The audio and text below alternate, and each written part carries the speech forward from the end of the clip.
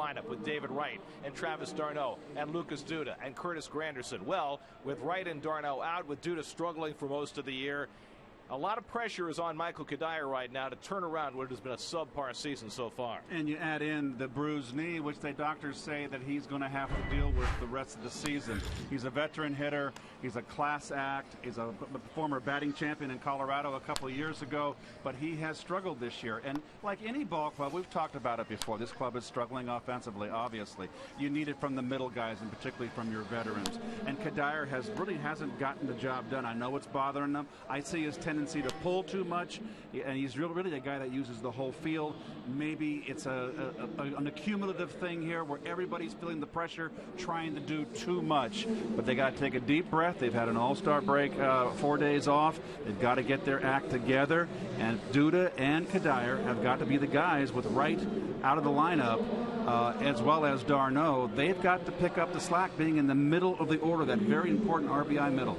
Keith, when you watch Michael Cuddyer, do you see evidence that his knee is a factor in his lack of production? Well, you know, he has not admitted to any having any effect. But I know when I had a slight knee problem, I forget what year, late in my career, and it's in the back of your head, and your tendency is, and your mind plays tricks on you.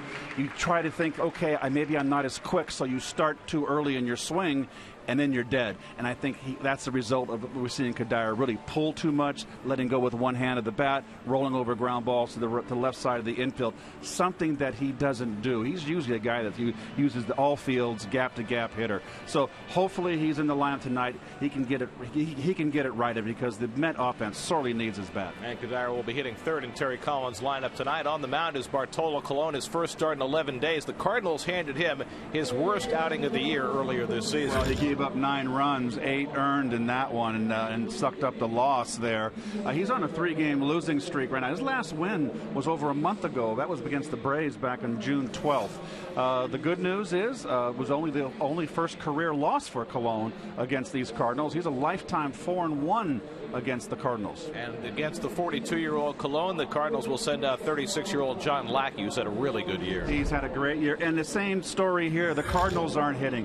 A lot of hard luck pitchers in the starting rotation. Every starter in this ball club has an ERA below 3. Lackey, the highest, at 2.99. He's had 6 quality starts in a row, and I know what you're going to say. 6 quality starts. So what? Well, you know what that ERA is over those 6 starts? 1.69. So he's been pitching lights out. So it's the Mets and Cardinals playing game 2 of their series coming out of the All-Star break. Stay cool any way you can. Hydrate. Mets and Cardinals from St. Louis. All the action coming your way today on Pix 11.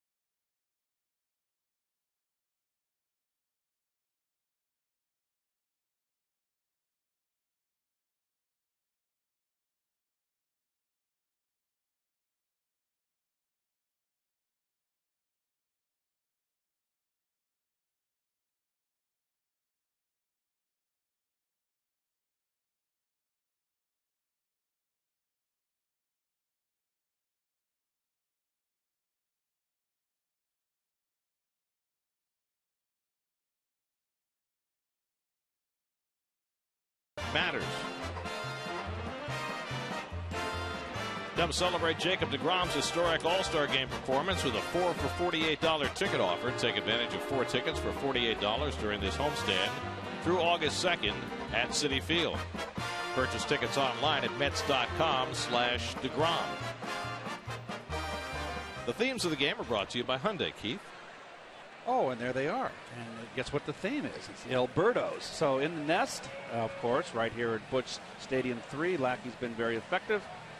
Early bird, not good news for Bartolo. Very good early, after not so grand. And the eagle eye, Granderson, well, he's always feasted on Cardinal pitching. And we'll see now how those themes play out in this game, Gary. See if they come to fruition. Well, we came on the air tonight talking about the importance of Michael Cuddyer, and Steve Gelb's caught up with Michael right before the game. Michael, over the years, how has your pregame routine evolved? Well, I mean, I think it's changed year to year, but I also think it changes during the year, depending on, injuries and maintenance and things like that. I used to take a lot more swings back when I was younger, and my body could handle a lot more swings. And that was back in the, you're a rookie, and you want to look like you're working hard all the time. And then as I got, middle years of my career, I started toning that down a little bit. Now it's a lot about maintenance, and you get certain things pop up throughout the course of the year, like my knee or whatever the case may be, and you have to spend a little extra time getting that ready to go. You said that your routine can alter during the season, so is that the biggest thing right now, especially with the knee, that you're spending a lot of time kind of getting that ready at this point? Yeah, I think so. I think that's been the biggest hurdle so far is getting your body ready to go. It takes a little longer, a little more hours, a little more maintenance. And things like that, but it's something that everybody deals with as you get older and play the game as long as we have. What do you do to get ready for the particular night's pitcher? Do you look at a lot of film, or are you one of the guys that goes up there and kind of doesn't want to know that much and goes out by feel? No, I look at film. I look at film of what he's done the last couple starts out, and if I've got at bats against him, I'll look at those at bats as well. We ran through a spot in June where we were facing guys that I'd never faced before, the team had never faced before, so those are a little more difficult. Those you have to do a little more homework and study a little more because you don't have that data in your own head to draw from. So those are some tough weeks when you're facing guys you've never faced before. Michael, obviously not the first half that you were looking for. What, looking back on it, was the biggest challenge for you? Individually, I think not coming through in certain situations that I wanted to come through in. But with that being said, our team is where we want to be. We're in a good spot. We're going to play some meaningful games here in the next week or two, and we'll see where we are after that. So individually, I don't really look at numbers anymore. I want to come through in situations, and I'd like to do that better. Do you, when you have an all-star break, are you the type of guy that gets away from it all, or especially if you're struggling individually in that first half, do you sit there and kind of rack your brain trying to figure things out? Well, you get away from it. I went back home and spent time with the family because you don't get to see them for full days at a time during the season. So I went home, spent time with the family, relaxed, and then you get ready to get back into it. You haven't played that often here at Busch Stadium, but in 10 games you've got a pretty good average, almost 350. Is that something too small of a sample size, or do you feel better playing here? Is there something about this stadium? Well, I don't know. Like you said, it's only 10 games, so it is a small sample size. I do feel comfortable here, feel good in the box, and I've had some games where I've gotten some hits, so hopefully that continues these next couple days. Michael, appreciate the time. Good luck tonight. My pleasure. Michael Cuddyer hoping to get untracked in the second half as the Mets start to make their push. Mets and Cardinals. First pitch coming up from St. Louis.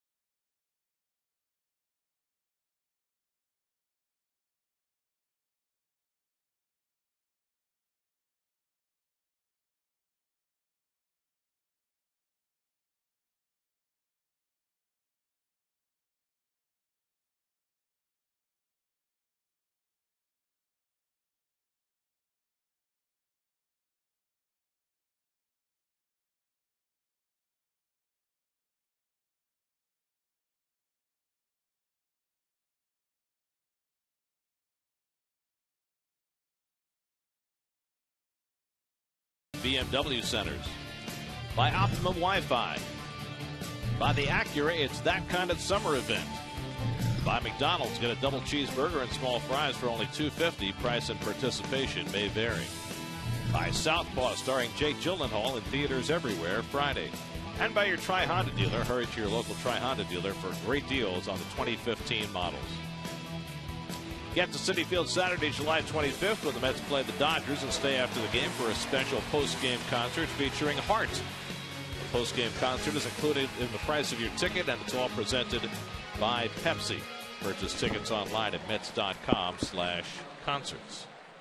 Around the Majors, brought to you by the Acura It's That Kind of Summer event. They finished the suspended game in Washington after the power outage last night, and the former Met Matt Dendecker had a 2-run pinch hit homer in the bottom of the 8th to lift the Nats past the Dodgers. Then in the regular game, Clayton Kershaw had a Kershaw-esque performance. 14 strikeouts, no walks over 8 scoreless innings, and the Dodgers beat the Nats 4-2. So the Mets at the moment 2.5 behind Washington. Robinson Cano back in New York. 2 2-run homers for all the scoring for the Mariners. They beat the Yankees 4-3. Let's check out the Mets lineup. Brought to you by Land Rover, above and beyond. Wilmer Flores goes in the 5-hole. Kirk Neuenhuis 6 as Juan Lagares hits tonight, and Michael Kadire back in the lineup hitting 3rd after he sat out last night. Johnny Manel gets the start behind the plate after being bypassed for a pinch hitting role in the 9th inning last night. And there's the veteran 36-year-old John Lackey. Started out in Anaheim with the Angels back in 2002 and had some postseason experience. He's pitched brilliantly here. Doesn't give up home runs, doesn't walk anybody, comes right after hitters. Look at his whip. Not too bad. And we'll take a look at the Cardinal defense. That's brought to you by Kia. And the same crew out there with John Jay on the disabled list in center field. Grichuk is getting the lion's share of center field play. Mark Reynolds, of course, at first base. Molina is the perennial all-star catcher, defensive genius. But Mark Reynolds also, Matt Adams is going to be out the rest of the year. So Mark Reynolds has been thrust into playing every day at first base. And that's significant because we talked about Bartolo Colon's rough start against the Cardinals in New York, and it was Matt Adams who had the big hit against Bartolo in that game, a 3-run homer that kind of put that game away.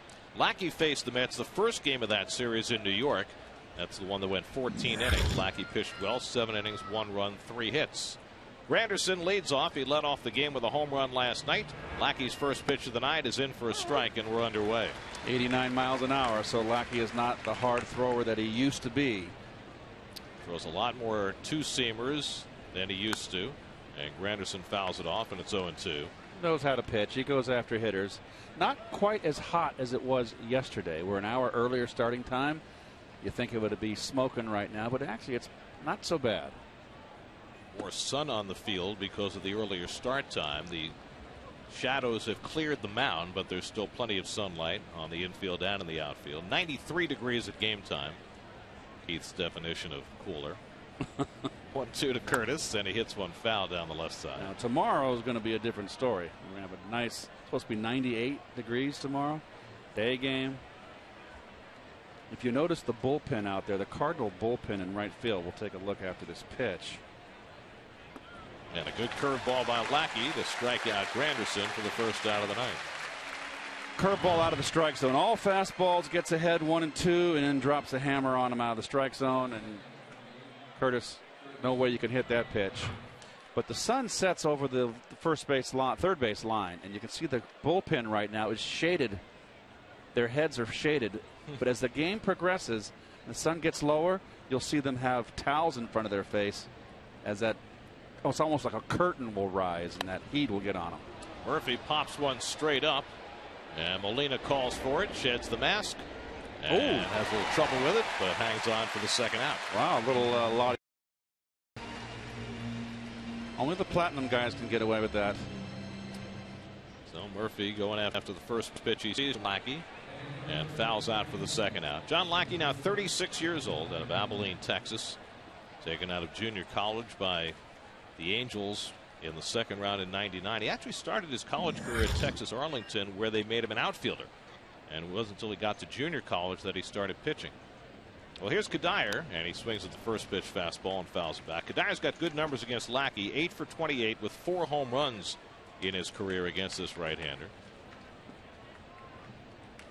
Michael came off the bench, pinch hit last night, went 0 for 1. And what I've noticed, Keith, and I, not having seen Kadire every day earlier in his career, but he seems to swing at a lot of pitches early in the count, even when he's not swinging at pitches that are fat ones. Well, I haven't seen Kadire play a lot. Of course, most of his career in Minnesota in the other league, where I hardly ever saw him, and once in the blue moon when we play the Rockies. And he tops one toward third, and he'll beat this out for an infield hit. So a 40-foot roller by Kadire with the third baseman Carpenter playing back, and the Mets have their first base runner of the night. Well, you'll take him any way you can get him when you've been struggling. And this is what I talked about in the open, how he lets go with one hand and gets been out in front. And that was an off-speed pitch, granted. But still, he's a hitter with 2 strikes that normally is a very tough strikeout. And that's another thing, too, Gary. He's struck out a lot more than his career numbers show. It just seems in that last pitch as an example, he's gone out of the strike zone so much over the course of the season. Here's Duda, 1 for 4 last night, and Lucas lines one, and it's off the glove of Carpenter, who was playing over on the right side of the shift, and Duda's on. Well, the sure-handed Carpenter here. I know you got a little bit of shadow. It's a tough time of day. His ball's ripped. And they're going to give him a base hit. Boy, and that's just so generous here. Ridiculous. That should be an E of 5 on the right side of the infield. Lackey certainly thought it should have been caught. So the Mets get an opportunity. They caught a break in the 9th inning last night when Colton Wong could not catch a pop-up hit by Kevin Plawecki. And here Carpenter unable to snag a line drive hit by Duda, keeping the inning going for Wilmer Flores. Who's been struggling also, Wilmer. Flores 0 for 4 last night. And he checks the swing and takes a strike. And what I haven't liked from Wilmer, and I'm not being negative here, it's just an observation, that's my job, is that he's starting to touch the ball or feel for the ball in the outside corner. I want him to take an aggressive rip at that outside corner pitch. Or is that one off the plate, 1-1? So 2 hits off Lackey, one where he completely fooled Kadire and he topped it, and one hit right at a fielder and not caught. It'll aggravate you if you're a pitcher. Another number, this one handled by Lackey, and so he's able to work around trouble in the opening inning. Mets strand a pair. Bartolo Colon takes the mound to face the Cardinals when we come back.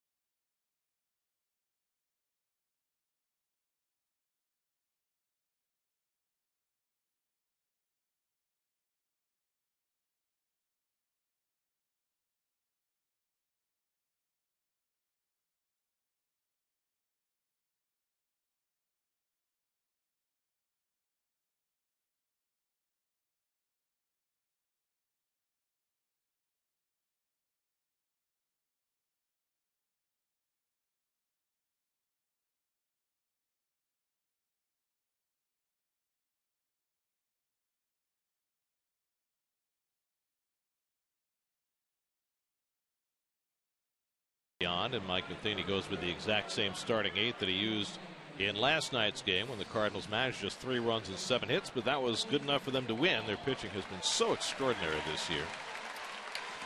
And they will go up against Bartolo Colon. Well, Bartolo looking for his first win in, 4 starts. He's been a little spotty of late. More hits than innings pitched, but as usual, look at the walks. That is just as good as it gets. 11 walks in 105 innings.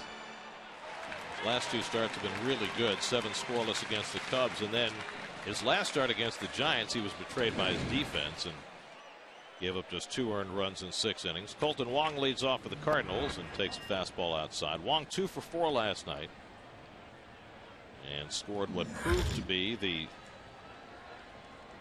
run that made the difference in the 8th inning against the Mets bullpen.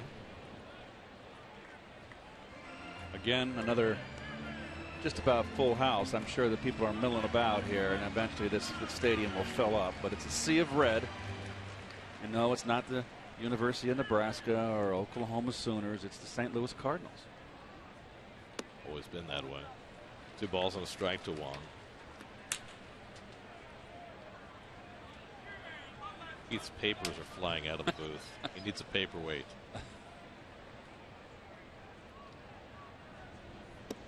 It is my Elias notes that want to fly out of here. Can't have that. Well, let me give you a good note that came from Elias today. Cardinals last night scored 3 runs and won the game, right? Cardinals have played 45 games this year where they've scored 3 runs or less. Their offense has been very iffy, especially the last 2 months. And Wong takes outside until Colon, who rarely walks anybody, walks his first batter of the night.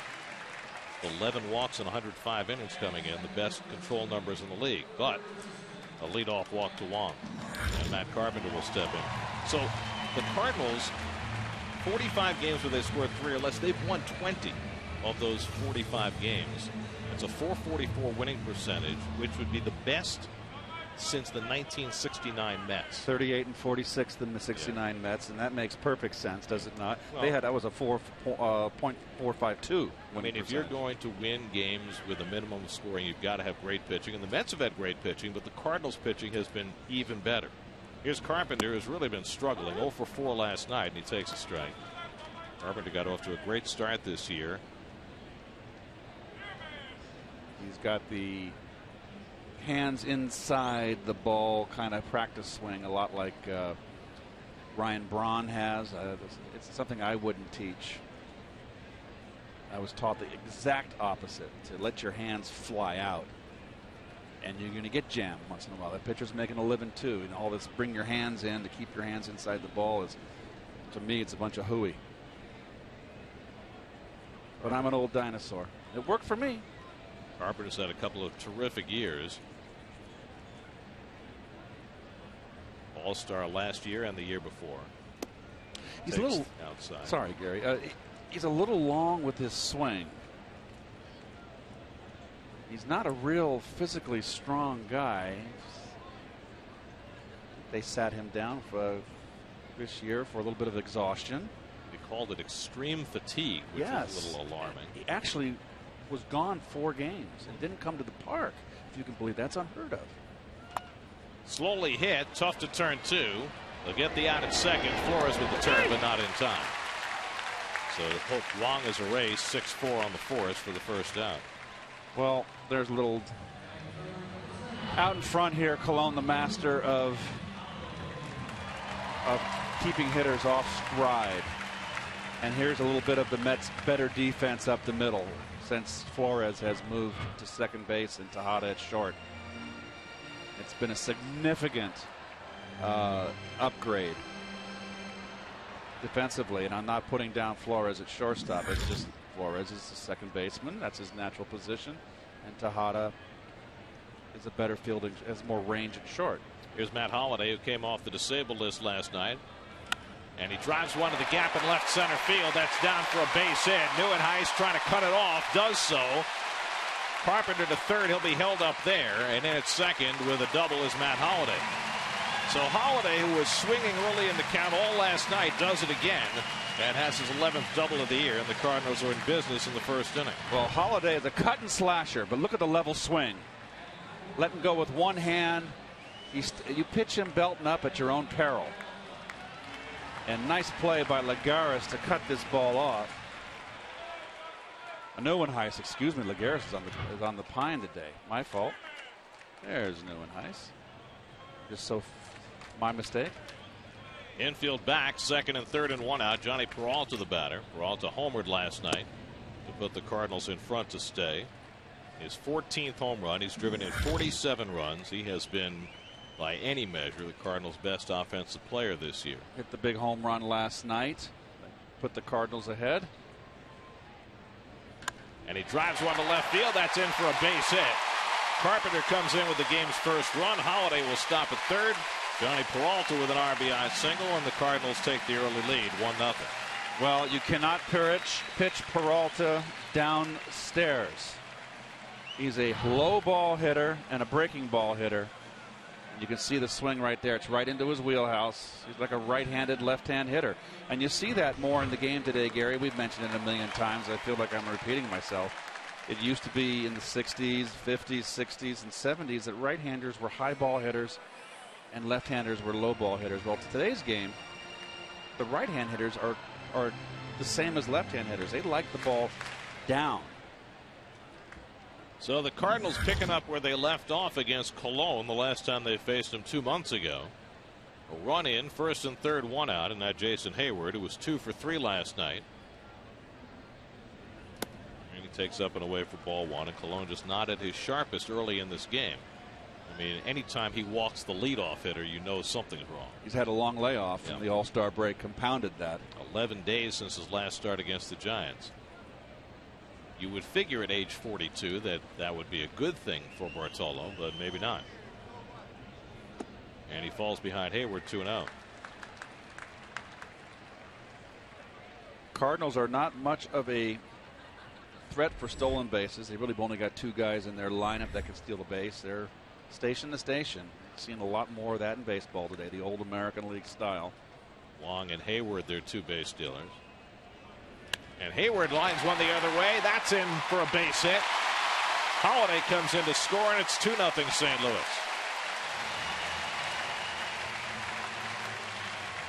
Now, Cologne working from behind in the count. That's not his game. And he's given up 3 straight hits, and the Cardinals have a couple of runs in, and Dan Wartha needs a conversation. Well, Holiday's hit as well as Hayward here are pitches up in the strike zone. Hayward has moved away from the plate. He's made an adjustment. They were pounding him so much inside. Look how far off the plate he is. But he has enough. Just get as far. I always felt to get as far away from the plate as I possibly could against a right-hander and still aggressively cover the outside corner. Got to find that medium. So a real crisis point here for Cologne. He knows as well as anybody that the Mets aren't scoring runs right now. Already down by 2 in the first inning. He can ill afford to give up anything more as he faces Yadier Molina. Molina 0 for 4 last night. Just 1 for 10 in his career against Cologne, and Bartolo needs a ground ball in the worst way. Molina doesn't look the same. He's lost some weight, and I know you come into town, like I said, you know, the 3 divisions, you don't see the teams enough. You know, you see 3 games at home, 3 games away. It's hard to get a barometer of what's going on with the players. But he doesn't look the same to me. He's really not swinging the bat with authority right now. He's struggling. Well, certainly his power numbers are down significantly. He didn't hit a home run till the middle of June. Now, 3 years ago, hit 22 home runs, and he only has 2 this year.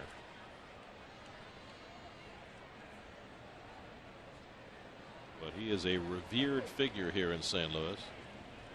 7-time All-Star, 7-time Gold Glove. Well, he'll always be remembered in New York from Met fans. That's drilled down the left field line. It'll go into the corner. Oh. Peralta is in. Hayward stops at third. It's a ground rule double. It was touched by a fan. Cost Molina a second RBI. So Molina behind in the count 0-2. Hooks a double to the left field line. And the Cardinals rampaging against Cologne. It's 3-0. Third base hit in this inning on a pitch belt high and up, Gary. He's got to get the ball down. And that fan right there, that cost me an RBI. I'd get on the phone and have him ejected. I didn't know you had that kind of power. So nothing going right for Cologne in this first inning. A leadoff walk, and After he got an out, 4 straight hits, producing 3 runs, and the Cardinals poised for more as Mark Reynolds steps in. Very tough call in the infield here. They're playing back, except for due to Murphy's move back. Boy, it's hard to concede a run when you're down 3-0 and your offense is not producing anything. It's a double-edged sword, Gare. Base hit with the infield in makes it 5-0, and you're in big trouble with the offense struggling, scoring runs. I would be more inclined maybe to play the corners, Lucas where he's at, and bring Murph in a little bit. So you have a play at the plate, the ball's hit to the corners.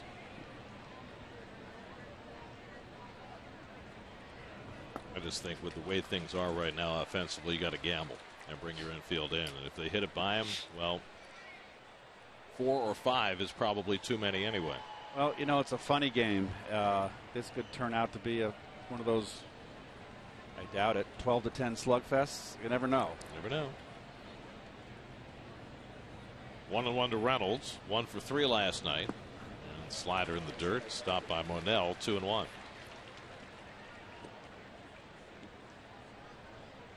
All started with a walk to Colton Wong.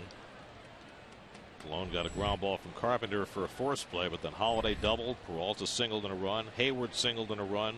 Molina doubled in a run. And now Reynolds, the number 7 hitter at the plate, with Randall Grichuk on deck. Reynolds is a strikeout guy, a power hitter, but can be struck out, and Colon needs it. And he gets even 2-2.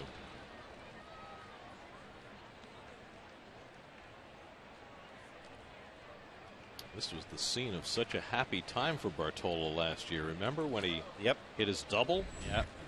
Carlos Torres up in the Mets bullpen in the first inning. But the way things are going for Bart, be happy to have a time at bat in this game. Got to stop living on the edge already. Got to stop the bleeding right here. 2-2 coming, and Reynolds lays off the slider, and it's a full count. Next batter in the on-deck circle is Mr. Grichuk, a very fast runner, fleet of foot. Tough to double off. Well, Colon's got to be thinking strikeout here against Reynolds, who has had his number. Reynolds 6 for 17 against Colon. 2 in scoring position with 1 out. 3-2 on the way, and it's pulled down the line. Foul.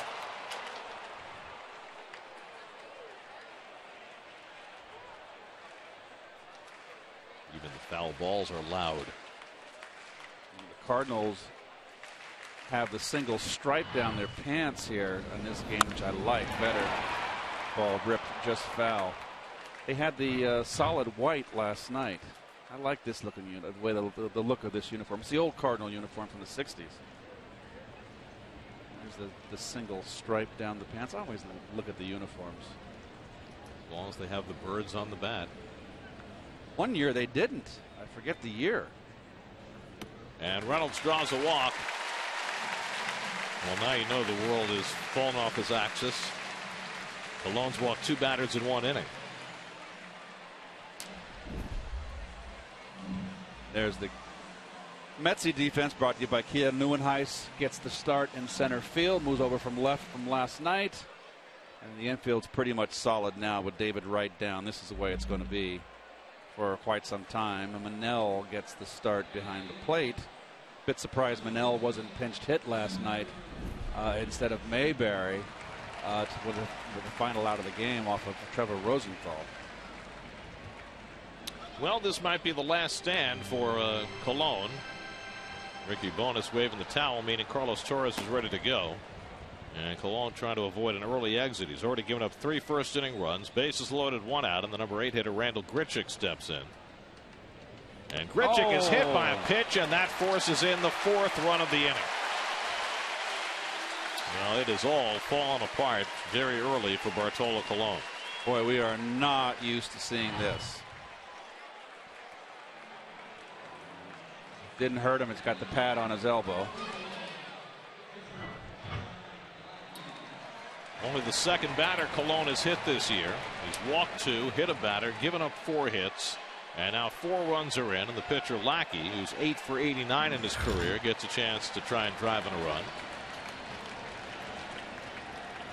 And he's taking all the way a strike. Boy, I tell you, it's 1 out here. Look at the defense on the infield. You could put a squeeze down here, Gary, and you can walk home. I'm very surprised.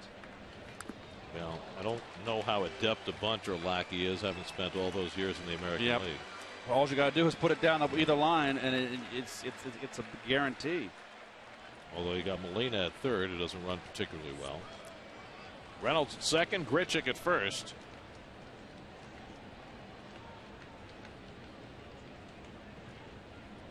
And Lackey strikes out for the second out of the inning. So 2 out, and now Colton Wong will bat for the second time. Wong drew the walk that started this whole thing. And I think it's pretty apparent that if Colon doesn't get Wong out, that'll be the end of his night.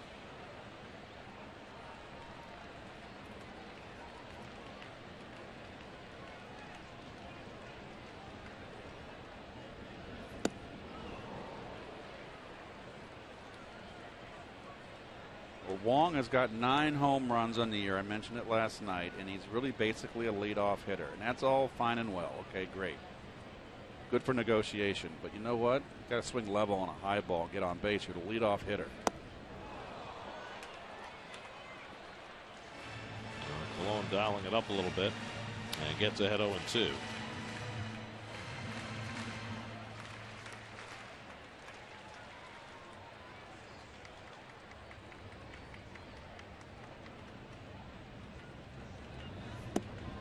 We have seen Colon straighten himself out after rough beginnings before, but this is as rough a first inning as we've seen since that game in Anaheim last year when he gave up 3 home runs in the first inning. I got to believe that it's going to be a long night of a lot of activity with the bullpen. I got to think first time through the order, the Mets are with the offense the way that is. If they don't come back, they're going to have to pinch hit for him. Strike 3 called, so that puts an end to the inning as Colon puts together back-to-back strikeouts. But 10 Cardinals come to bat and 4 of them score after 1 in St. Louis. It's a rough night already for Big Bart. 4-0 St. Louis.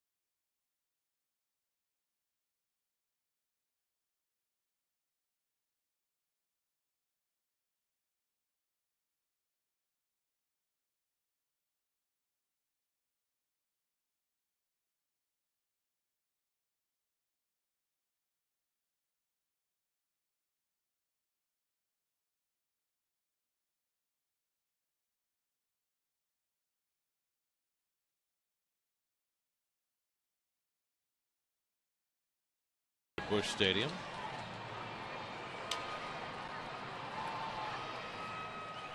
Cardinals out to a 4-0 lead. Kirk Neuenhuis will lead off in the second against John Lackey. Worked around a couple of soft hits in the first inning before the Cardinals went to work on Colon in the bottom of the inning. Kirk 0 for 4 last night. Got the start last night in left field. Struck out 3 times. after his 3 home run game last Sunday. And getting a start in center field tonight with Juan Lagares, who has really struggled, particularly against right-handers, getting the night off.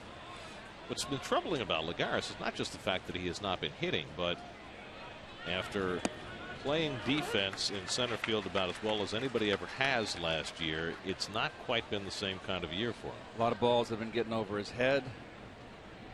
Terry Collins mentioned that they had to tell him to move a little bit deeper, play a little bit deeper in the outfield. He had a ball here in the first game he should have had. It was a tough chance, but Lagares makes that play. That play at the fence against Hayward, where he just mistimed his leap a little bit. But I think the Mets were concerned that because he can't throw the way he did last year, because he's nursing that elbow, that it's affected his positioning, and that's affected his ability to go back and get balls. That he's playing more shallow to compensate for his arm. That could be a point. And remember too what Terry said, that it affected him running. He felt a little bit of twinge, so maybe he's not. It doesn't mean just running to first base. Running after fly balls. Neuenhuis goes down looking, as he did twice last night. And that's the second out. Now this is a tough chance right here. This ball up against the wall, I believe we're going to show you here. Oh, the one in front. Okay, well, that was, what are you going to do there? That's just a little Phil Mickelson L wedge. This is the one he should have caught. Yes. Tough play, though, too. Tough play. But it's a ball he generally puts in his back pocket. Right. He kind of shortened up a little bit in the end, but you're right. We're used to seeing him making all those plays, and last year he played as great a center field as I've ever seen anybody play. And you hope he can find his way back to that, but you also wonder about how the elbow has affected him in terms of his hitting, in terms of his mindset, in terms of his recklessness, and also, is that elbow ever going to get any better? I mean, that's the same elbow that they shut him down with last September. He rested it all winter, and it's no worse, but it's no better this year. And you wonder, is that something he's going to have to live with or eventually have repaired? Is he going to need Tommy John surgery? It might cost him the better part of a year. So those are all pressing questions as far as Lagares, who, signed a contract this spring to keep him with the Mets at relatively low cost through his arbitration years. By low cost, it's also setting up his life, even his future. Oh, absolutely. I mean, the club gambles that he's going to be an effective player, and the player gambles by giving up maybe some incremental dollars in arbitration. So, but the point is that at this point, the Mets can't be quite sure what they've got with Lagares, whereas coming into the season, I think they had a reason to take him as a given. It's kind of interesting talking about locking young players up for relatively low salaries in today's dollars. I signed a 3-year deal, Gary, in 78, 79, and 80. $40,000 the first year. 79, my MVP year, I made $55,000. Times have changed, my friend. Tejada hits it hard, and it's taken on a short hop by Carpenter. 2 out. Ruben's got to run that ball out a little better than that. I don't care how hard you hit it, you got to run it out. I think he thought that Carpenter caught that ball. Still, you got to run it out. You always got to run to the bag. You can't just pull up short. You can get in your Cadillac a little bit and do a little 3/4. I know you're out by a mile, but you just can't. You got to run by the bag. That's just a must.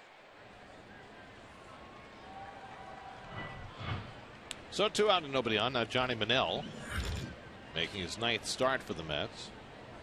8 hits and 41 at bats, and he fouls one back.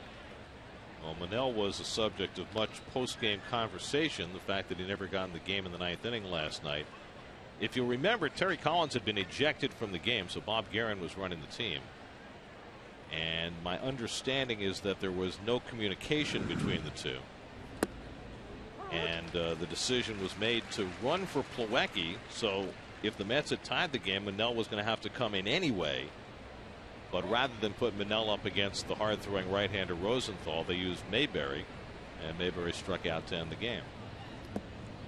Does Campbell really run that much better than Plawecki? I think so. You do?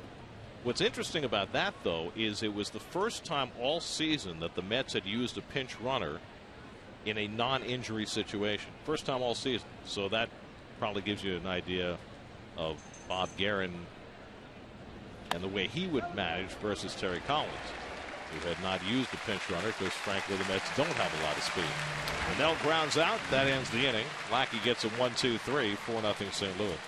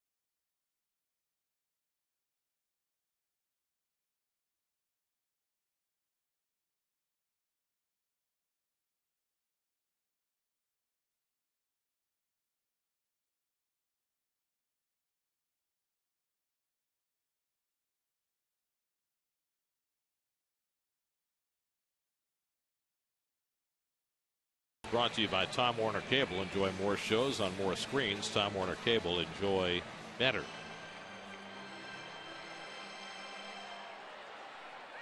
A hopeful Mets fan, hoping his hero will return before too terribly long.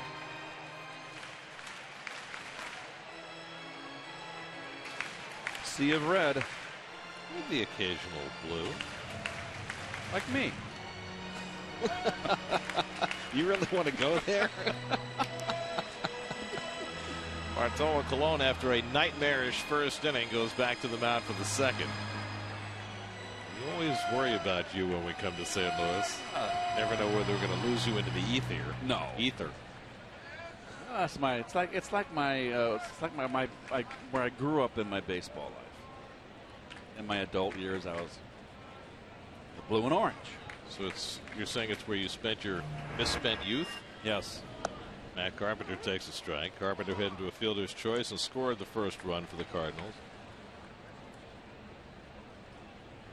Well, you won a World Series here. You won an MVP here. We understand that you had some good times here. Had some good times in New York too. Yes, indeed. Well, Carpenter really came up with a bang. 2012 hit 294 in 114 games, and then 13 hit 318. Got a big contract. Last year hit only 272, a big drop off. So a little concern here, the Cardinals organization. And you can see he's just flailing at the ball, waving. Got a big, long swing. Another Texan, Galveston. Well, the only solution is you just have to have him face Clayton Kershaw every game. Yes. Big hits against Kershaw in the postseason each of the last 2 years. Carpenter, Holiday, and Peralta for the Cardinals in the second. Off speed from Colon is high. Boy, 1-2. Bart is really, really trying to find it. Unflappable, you must say that. He's sitting out there, doesn't lose his composure. He's trying to figure it out. He is a very cerebral pitcher. We know that. And he's experienced everything there is to experience in the game. Success, failure, and everything in between. What he thought was going to be the end of his career several years ago. 2-2 to Carpenter. And he bounces one foul.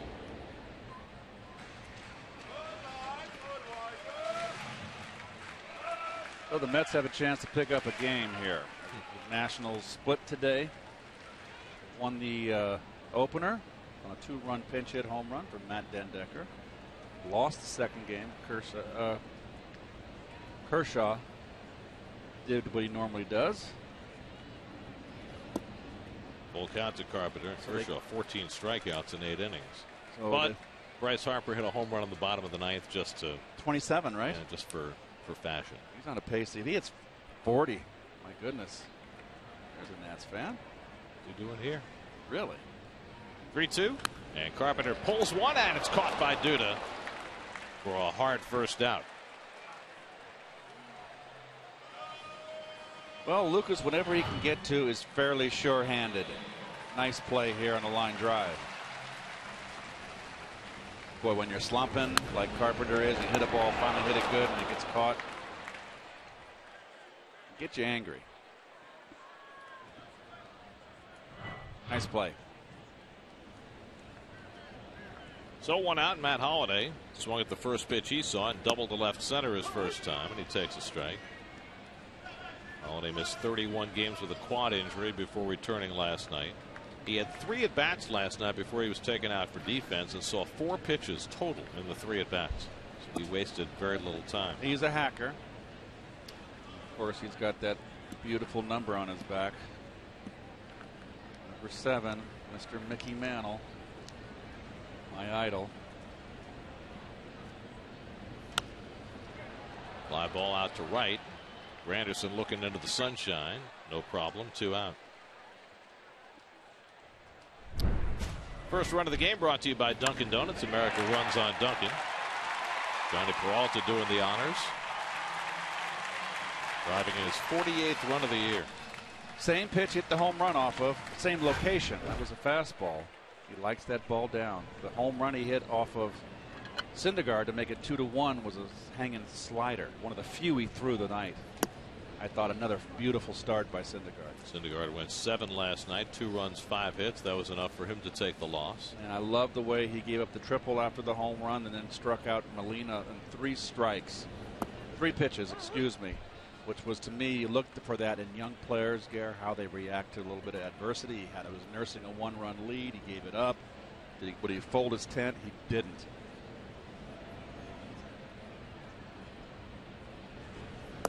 Well, with the Mets dialing back from 6 to 5, with Syndergaard starting last night, the Mets have their 3 young studs lined up for the Nationals Monday, Tuesday, Wednesday. Harvey Monday, DeGrom Tuesday, Syndergaard Wednesday in D.C.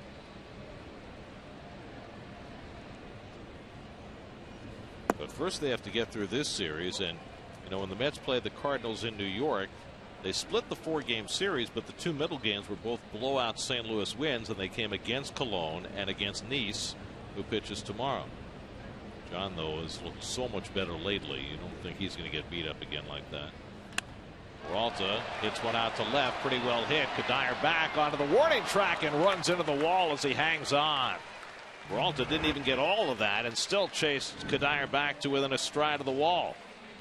Nice play by Michael, who then absorbs the punishment. Ran right into Ken Boyer. Oh, another one of my faves.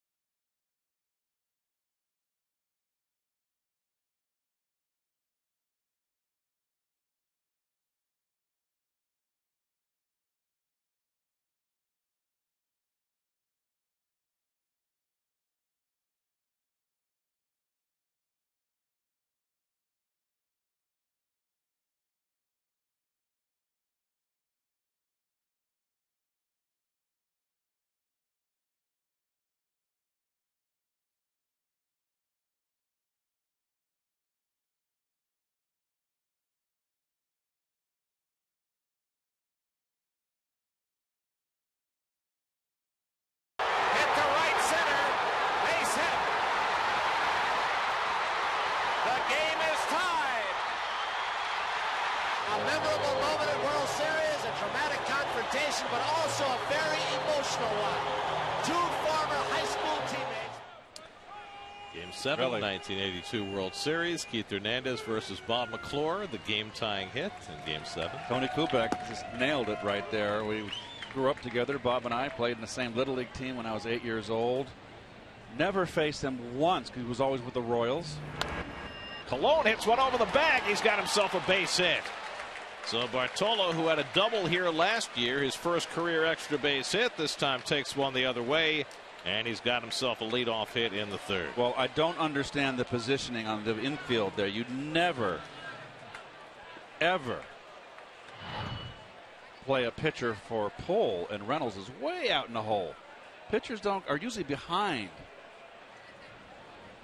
He gave him that line a little bit there, and Bartolo continues to thrill. His 5th hit of the season, so he's outdone even his own prediction. And Granderson takes a strike. Well, Bartolo had a rough first inning on the mound, trying to recoup with the bat.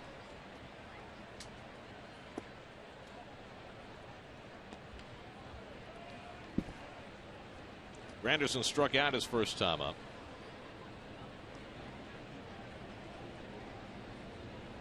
You know, going back and watching that hit from Game 7 of the '82 series, if you get that ball by Gorman Thomas, you drive in the go-ahead run. Yeah, but he got a little bit in on me, Bob. There was a 3-1 count. Got ahead 3-1.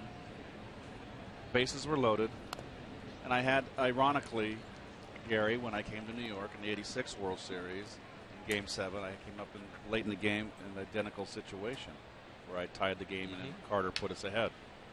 George Hendrick followed me and got a base hit to right field to put the Mets ahead, the Cardinals ahead for good.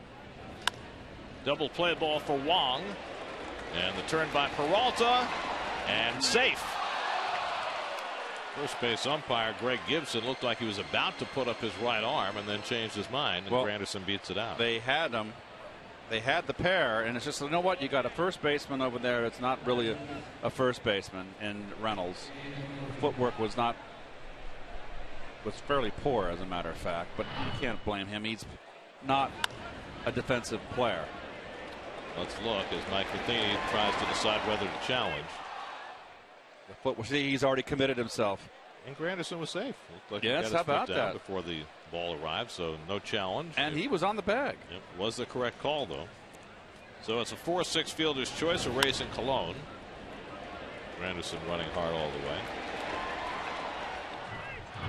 So Curtis is at first with one out, and Daniel Murphy the batter. Greg Gibson looked a little sheepish after that because he was about to put up his right hand and then thought better of it. And as it turned out, he got it right. Murphy lines one into center field. He's got a base hit. And so the Mets have something working here in the third. Murphy, second straight at bat. He's put the first pitch in play, this time to better effect.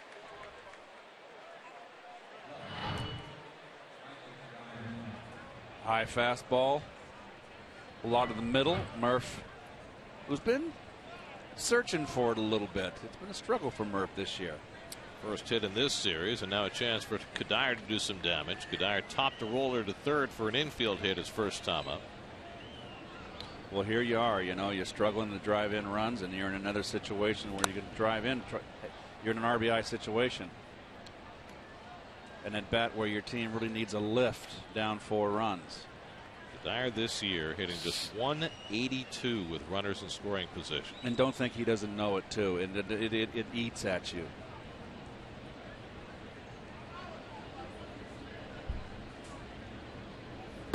Lackey runs one inside, a ball and a strike. Mentioned Kadire's good numbers against Lackey. 4 career home runs and 29 at bats. It's been long ball heavy over the last 5 games. 11 home runs in the last 5 contests.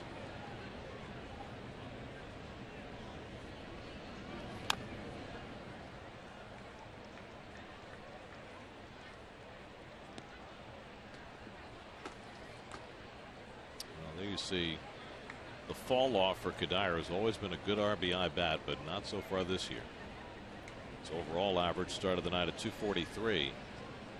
So he's certainly underperformed his overall numbers in these RBI situations. Interesting defensive shift there late. He's barely hanging in there, letting go with one hand again. Center fielder Randall Grichuk with 2 strikes. He moved over from a shade to right field. And I agree with 2 strikes. When a hitter's behind the count, hitter like Kadire, he's going to go up the middle more apt to go the opposite field. It's a very wise shift there. Not much, just a little.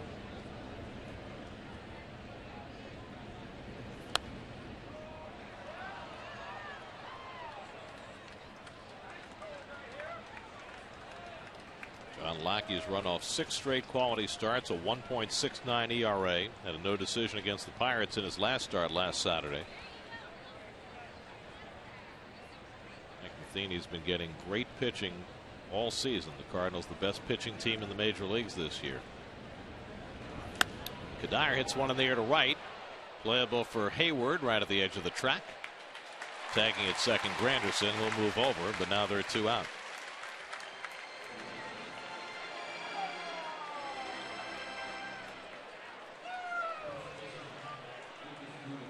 So Lackey gets the second out. Now he'll face Lucas Duda, who last time up hit a bullet right at the second baseman Wong, who somehow, Carpenter, who was playing on the right side, and he somehow didn't catch it, and somehow Duda got credit for a hit. His last time up last night, he pulled one through the shift and into right field for a hit. So the last 2 at bats for Duda, he has hit the ball very hard.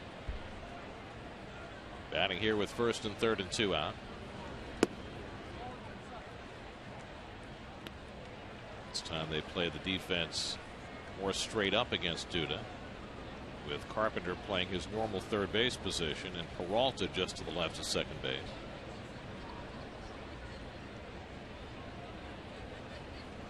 And Lucas grounds one down to Reynolds, and Lackey able to work out of trouble in the third. 2 hits and 2 left.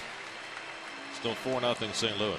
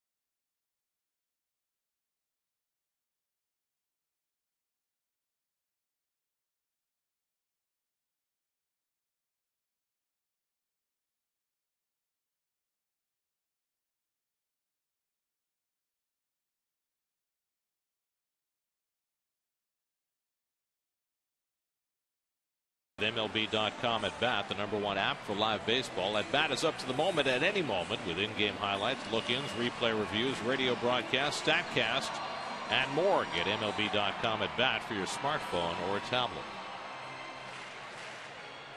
Another full house, another warm night in St. Louis. Not a good night so far for Bartolo Colon, albeit he had a base hit. But doing his paid-for job.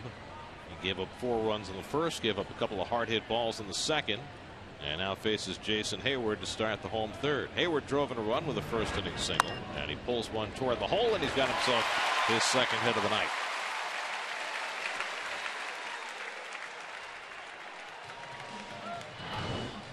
Breaking ball. Tried to get the back door. Just didn't have enough. Not much of a break on it. Out of the reach of Wilmer.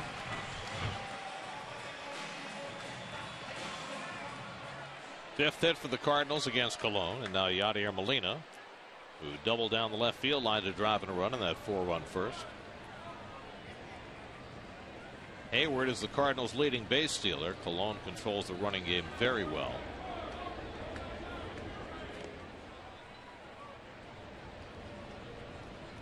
Hayward with a dozen steals this year. Has been caught only twice.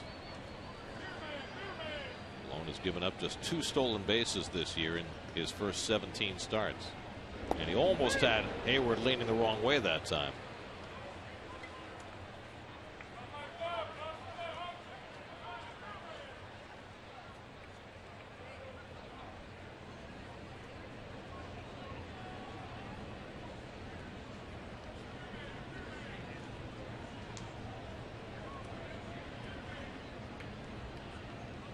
There goes Hayward. Molina grounds one to short. And Tejada's play is to first. Wow. Not much of an effort on a running to first base by Molina, and we've seen a lot of that. And I know that Mike Matheny, the manager, really defends his catcher that he catches every day. But I'm sorry, you've got to give it a little more than that, don't you? Yes. I'm sorry. To me, it's unacceptable.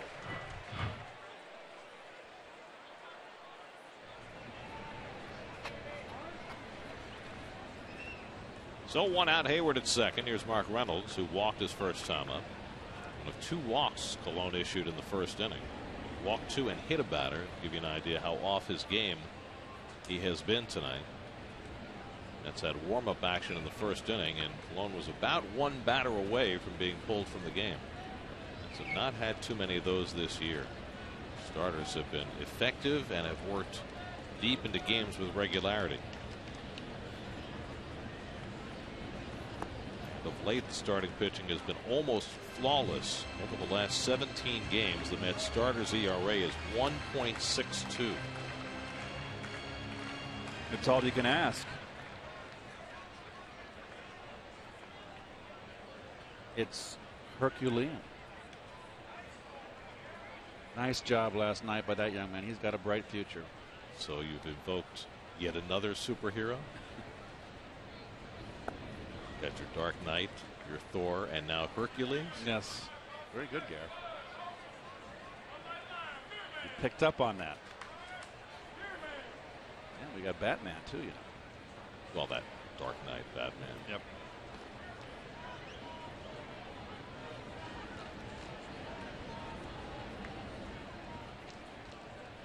So is Hercules a good moniker for DeGrom, or going to go in a different direction with him? DeGrom, I don't think, has the entirely different physique than Hercules. Don't you think? 1 and 2 to trying to Reynolds. Think who. Green Hornet? Gumby. I've never thought of Gumby as having superhero qualities. Well, Pokey maybe. Gumby. Super Gumby maybe. Oh. And that one's right between the wickets of Hayward and into center field.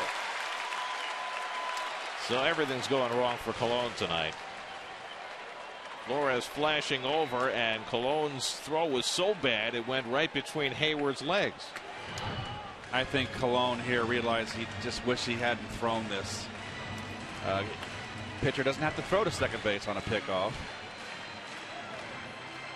Well, it's the second straight start in which Colon has made an error. He made one on a ground ball against the Giants in his last start. Normally feels his position very well. Now the infield will come in. Mets already down by 4. Yeah, they can't give one up now. Duda really giving up the line. The pull hitting Reynolds. Colon needing a strikeout. Richick on deck.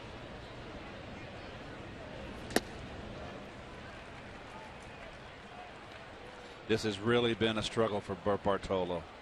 even that high fastball, he likes to get it high enough to be tempting, but too high to hit, and just missed with a location too high, so the Reynolds was not even tempted. It's just all a little bit off for Bart tonight. 2-2. Runs that inside, full count. He's missing his changeup too, his sinker. He's just really, really searching.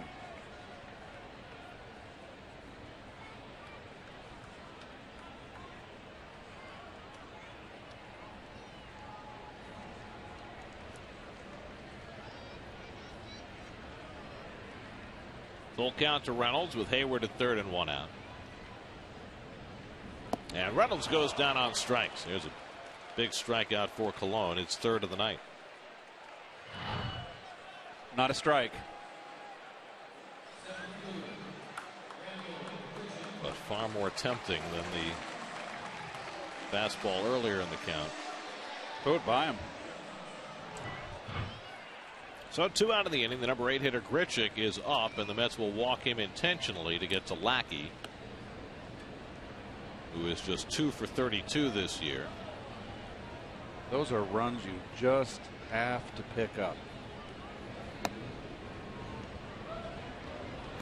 So this will be the third walk of the night for Cologne. Coming into the night, Bartolo had walked 11, 4 of them intentionally, so he had 7 unintentional walks all season, and he walked 2 in the first inning tonight, and now an intentional walk to add to that. Right. Those are sure signs that he doesn't have it. So now he'll take on Lackey, who struck out on 3 pitches with the bases loaded his first time up. John Lackey came over to the Cardinals last summer in a deadline deal. It's turned out to be a great deal for the Cardinals. They gave up Alan Craig and Joe Kelly, and a lot of people felt as though they gave up too much in Kelly, but he wound up in the minor leagues with the Red Sox. Yes, he did. And Craig, I can't imagine whatever happened. Weak ground ball. Lackey doesn't bother running, and that retires the side. Lackey got sawed off in the worst way, and Cologne gets through traffic in the third. Ouch. There it is. Splinters go flying. It's over yonder.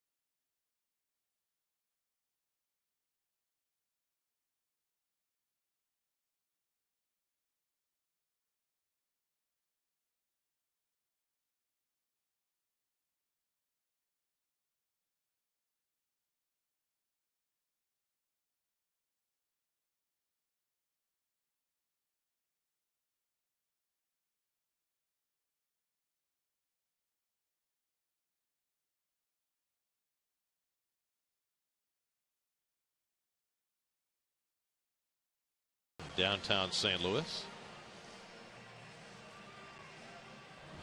They built that ballpark, you notice, real close to the expressway there. That's the bridge coming over from Illinois over the Mississippi, which would be, I believe, the Mississippi would be to your bottom of your screen. Right. That would be east, going over to Illinois. It's just right around less than a quarter mile. You go over the bridge into Illinois.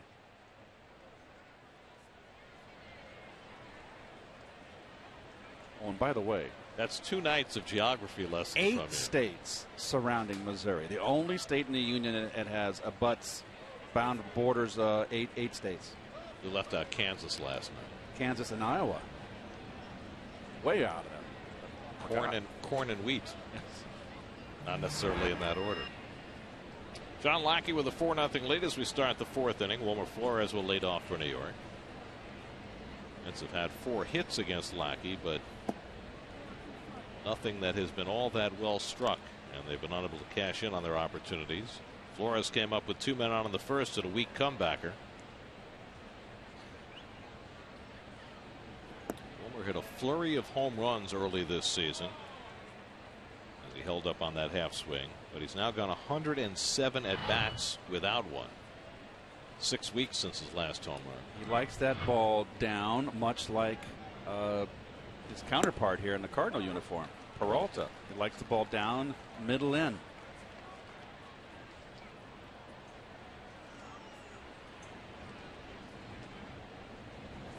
Well, when Wilmer was playing shortstop, Peralta was the guy that the Mets would point to and say, well, he could be that guy. Limited range shortstop with a lot of power, who contributes more offensively than defensively. Hit right at Peralta, who has it on the back end. Nice play. And smoothly throws him out one away. But the question with Wilmer, I think at this point, since we've seen his bona fides at second base, he can play second base effectively in the big leagues. The question is, what's he going to be as an offensive player? Well, this is really his first year where he's been playing every day. So you got to hope that with experience he builds on this. He's hit a little bit of a wall right here offensively, but I think everybody, it's been a contagion. It's just young players are affected more when a team collectively struggles, whether it's the pitching struggling or the offense collectively struggling. The veterans tend to handle it better. The young kids, boy, it's like climbing a mountain. NYN tries to hold up, and he went around, and it's 0-2. It's just interesting from a long-term planning perspective. I mean, this year is this year, and the Mets certainly, are going to do what they can. You would hope to bring in a bat and improve their offense, and hopefully get them to the postseason. But as far as what the Mets can expect down the road, it's going to be interesting to see how they evaluate Flores after the season, because you've got Dilson Herrera, who is only a second baseman, who they think is going to be a good player. He's 21 years old. David Wright's going to be back playing third. I think that they've pretty much decided that Flores is not going to be a shortstop. So is he going to hit enough to fit? And I think the jury's still out. Well, I've done a lot of talking with the Cardinal media around here. NYN skies one to right center and easy for Hayward. I mean, one of the teams I was inquiring about, Aramis Ramirez. They play and see the Brewers a lot, and they're in the same division. They tend to all think that maybe Ramirez is done and is hit the end of the road. Who knows? But they've talked highly of the shortstop, Segura. Right. Well, that maybe he needs a change of atmosphere. I'll get him in here. I mean, Segura was very highly regarded, more so last year than this year. But again, I think that's different from the Flores conversation, because if they get Segura becomes the shortstop. Correct. And Tejada goes back to the bench. Right. But next year, if you've got Wright, a healthy David Wright, and you've got Herrera, and you've got Flores, who's playing? Well, competition's a beautiful thing. And I think, they've seen a little bit of Dilson, who was not quite ready.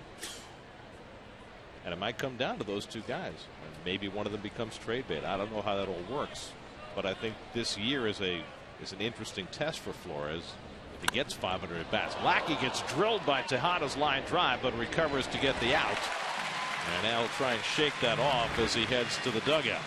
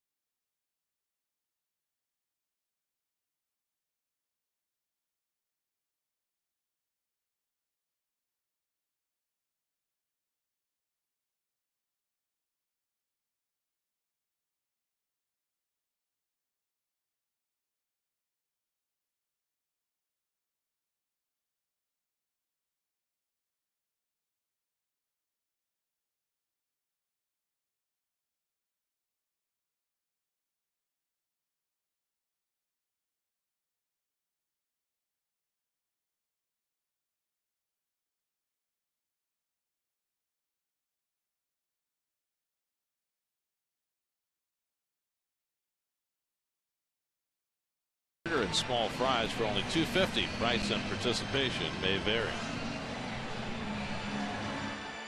That was a quick one. What's that? A quick read right there.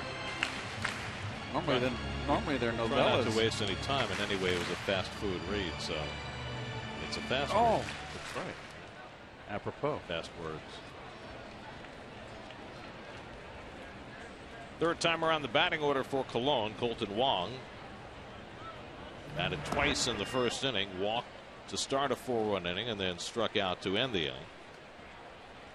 Cologne's been able to tiptoe past trouble since that 4-run first.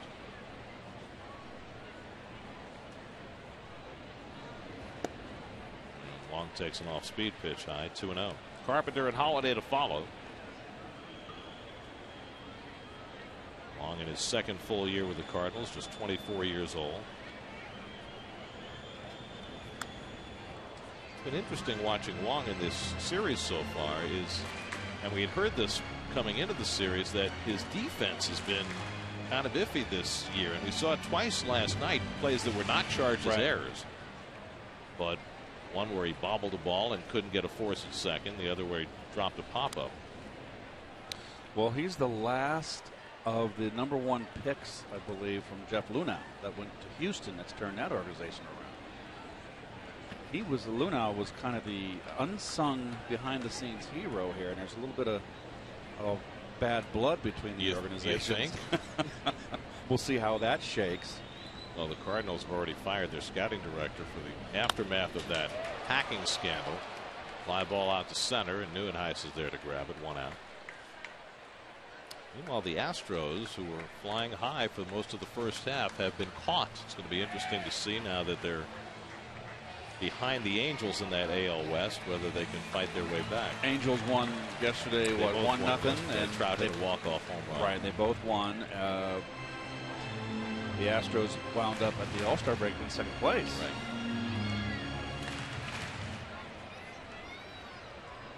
Here's Matt Carpenter, who's 0 for 2.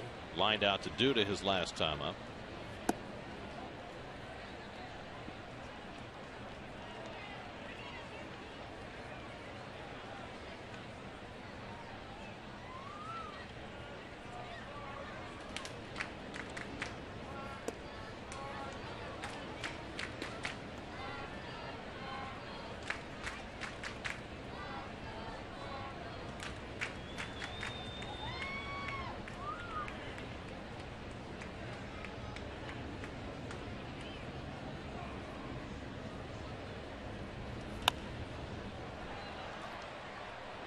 Murphy takes a look, but that's out of play.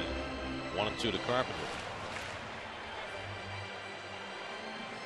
Here's your high-speed pitch from Tom Warner Cable. Enjoy better. Neither one of them blowing out the radar gun. We talked about it last night. You know, the Cardinals are a top of the line pitching staff that, at least among their starters, aside from Carlos Martinez, not going to light up a radar gun. But with veterans like Lackey and Lynn, they have been tremendous. Strike 3 called. Carpenter caught looking. Fourth strikeout for Cologne. That is the second called third strike against the Cardinals. Wong was one in the first inning to end that inning. Just that borderline outside corner. Home plate umpire Sam Holbrook's giving it to the pitcher. And Manel did a nice job framing it on the corner. So 2 out and nobody on. Cologne faces Matt Holliday, who doubled and scored in the first inning, flied out in the second.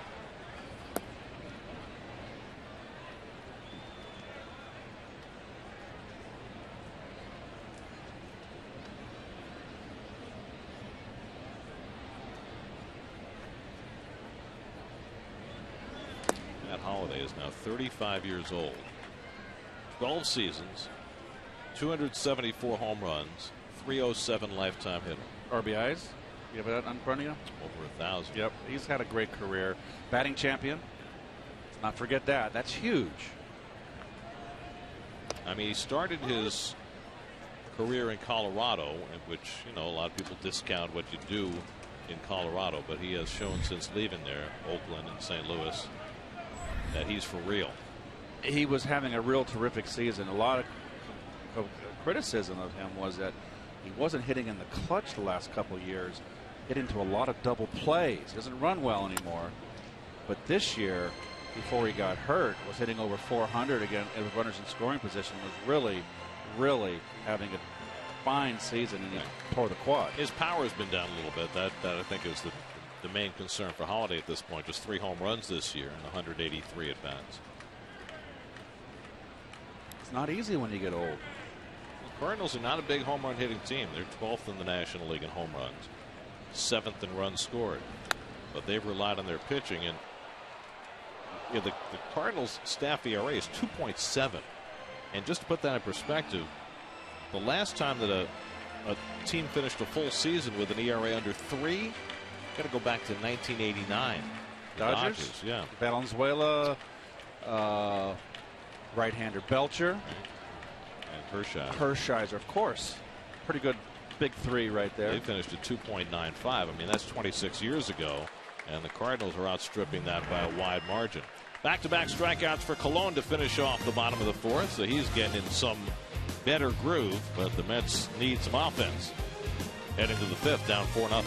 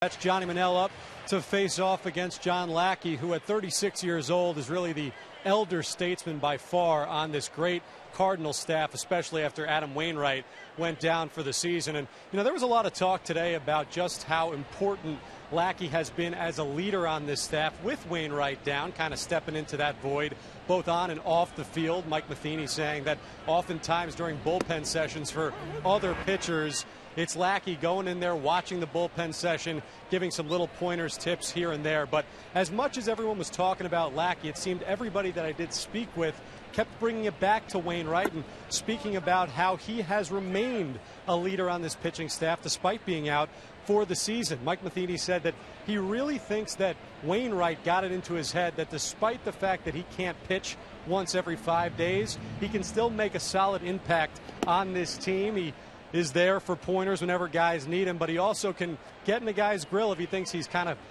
trailing off track a little bit. And, that's something that we kind of saw last year with Matt Harvey, too, being around this Mets team, helping along pitchers like Jacob deGrom. And, Keith, I want to ask you, as a guy that was in the league for so long, when an established player like that is out for the season, how much of an impact can he actually have on a clubhouse if he wants to? Well, it depends on the stature of the player. Certainly a guy like Wainwright. I mean, it's like anything else, Steve. When you come up as a rookie, you've got to be a sponge. You've got to listen to ball 4 to Manel right there to lead off the inning.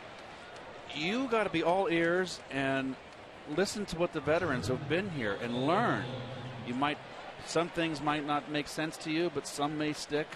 So Wainwright certainly has that kind of gravitas. And if I'm a young pitcher, I'm going to listen to Wainwright. And then the same thing. If Cologne's got something to say and I'm a young pitcher, I'm going to listen to Cologne. So it's perfectly understandable. Now, it's a little bit easier for starting pitchers, I think, to be when they're out all season. An everyday player, it's tough to sit in the bench because you're used to playing. Pitchers are used to sitting down and waiting every 5th day to start. So they come to the ballpark, and it's a little bit easier for them to kind of fill that role. So, it's all lore. It's handed down verbally where you can learn things, become a better player. And remember also that Wainwright had a very good mentor in Chris Carpenter, right, who missed a full season and was around to mentor Wainwright and the rest of that staff. And Parnell, who did he learn his curveball from that made him such a better pitcher? Jason Isringham. You're darn right, a veteran. Manel on first to lead off the inning. Cologno had a base hit his first time up, left into bat for himself, trying to get a bunt down. It didn't get it far enough away from home plate, and the Cardinals able to turn the double play. Well, that didn't work. Now, did they call Manel safe at second? I believe. No, Manel thought that they had. But the second base umpire, Clint Fagan, tells him to exit. So a 2-inch bunt by Cologne, and now they're going to tag Manel out just to make sure. It's a little odd, but almost interfered here. Watch, just the bat. Now, wouldn't have been interference, but this is not a good bunt, and it's right in front of the plate. Obviously, watch Cologne's foot as he comes for that right foot. I think he almost kicked the ball. He's out of the box. And then the question was whether Molina had tagged him, which would have taken off the force, which was why there was a question as to whether Manel was out. But they say that Molina did not tag him, and so it is a double play. Technically, he made contact with the ball out of the box. That ball plays dead. Right, then Manel would go back to first. Exactly. Would have been the better scenario, obviously, for the Mets. Is that 2-6-3? 2-6-4. Okay. So 2 out and nobody on for Granderson. I thought that Bart made contact with the ball, and there it is. Now he's out of the box. Oh, you're right. Before Molina touched it. Yep, it's you're dead. Right. It's dead. And the Mets did not argue the call, and it certainly would have been better for them if Cologne had been called out for running into the ball, because then Manel would still be at first base. Granderson pulls one through the hole, and he's got himself a base hit. There you get the runner over. You have a run right there. Little things. Oh boy, when a team goes bad, it's just amazing how they don't execute. Nice on a breaking ball right there, hanging middle up. So Granderson with his 3rd hit in this series, and he's at first with 2 out. And now Daniel Murphy, who singled to center his last time up, 1 for 2 on the night.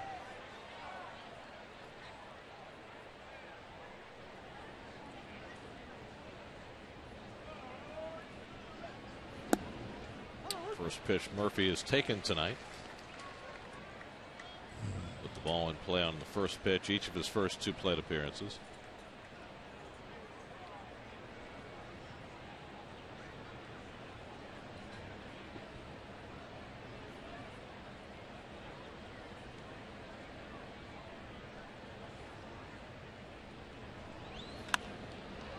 Puts this one to left, and Holiday lines it up.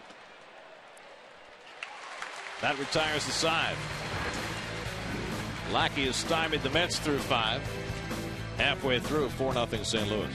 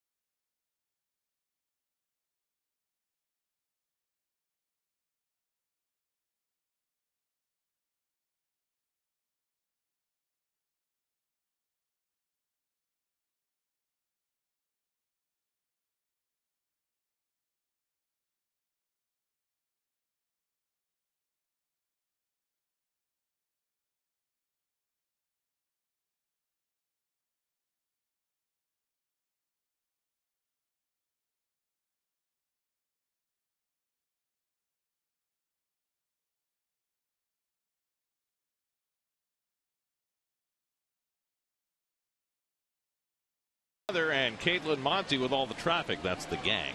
From 5 to 9 on the Pix 11 Morning News, where every story hits home.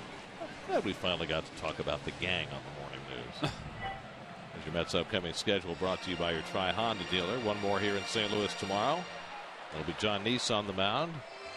2 o'clock on SNY. Then to D.C. for 3 with the Nats. Harvey, DeGrom, Syndergaard in the 3 games against Washington. Mets then go home to play the Dodgers, the Padres, and then 3 more with the Nats.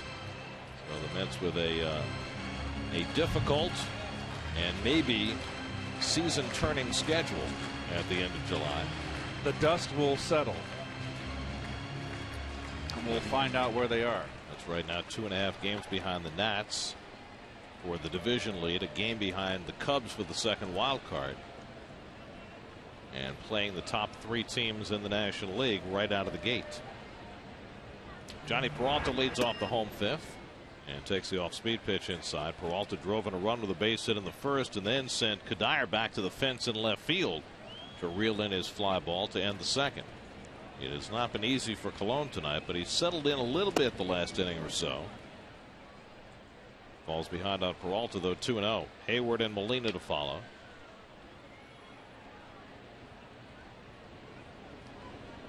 Colon give up 4 hits in the first, only 1 since. And Peralta launches one deep left center. Back goes Kadire, and it bounces up over the wall. A ground rule double for Johnny Peralta. Well, he's just hitting everything solidly. He is all over Bartolo here, and he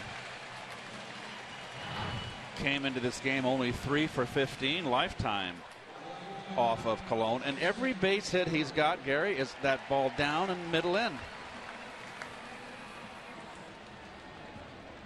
2 hands, Gibson.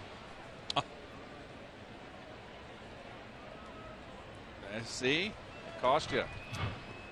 Well, he didn't want to sacrifice the beer for the ball. His wife's hot at him. Look at her, giving him some guff. How did you not catch that?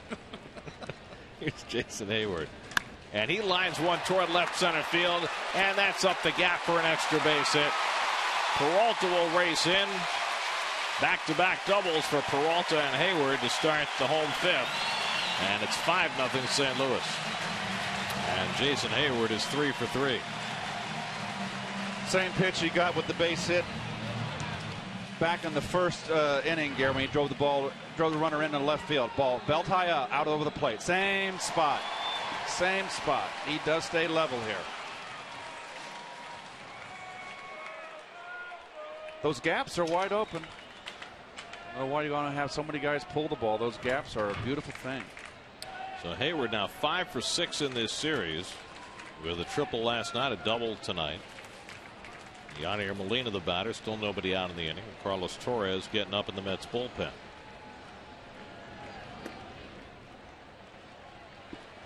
Torres was up in the first inning tonight as Colon looked like he would not last through 3 outs.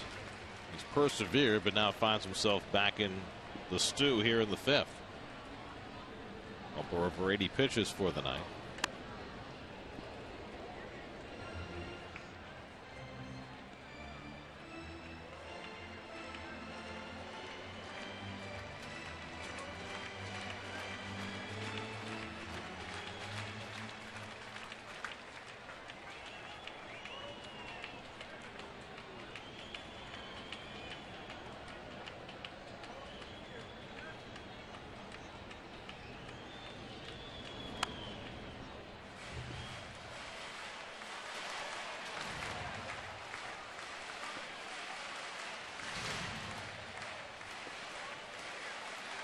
Mark Reynolds on deck.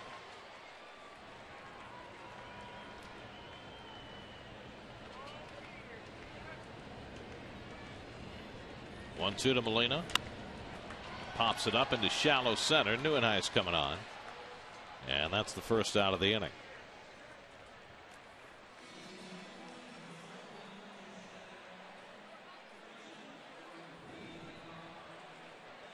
Now Mark Reynolds with Hayward at second and 1 out. Reynolds has walked and struck out tonight 0 for 1. Mark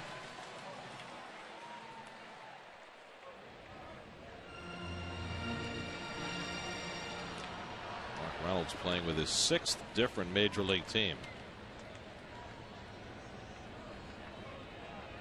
After starting out with Arizona. There goes Hayward. The throw by Manel, a little bit high, and Hayward gets in. 13th stolen base of the year. Well, there's only 2 guys in this lineup that steal bases that you got to pay attention to. Manel had no chance here, just a big jump. Hayward's one of them. The other one's Wong. Stolen base brought to you by Larceny Bourbon, a 92 proof small batch bourbon, unlocked smoothness. See the synergy there? It reminds me of W.C. Fields. Larceny E. Whipsnade. Infield in, 1-0 to Reynolds, and he takes inside 2-0. Not Larceny, Larson E.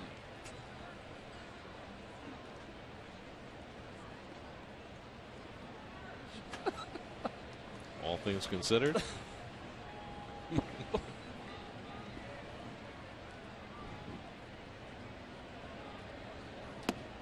There's strike 2-1. W.C. Fields was one of my favorites. I'm sorry, so I know most all of his lines. A lot of young kids wouldn't know who W.C. Fields was, and a lot of people, surprisingly, young kids don't know the Marx Brothers, or Charlie Chaplin, or other things that happened before their grandparents were born. 2-1 to Mark Reynolds. And nice stop by Manel. That saves a run, and it's 3-1. Well, Manel with a nice block right there.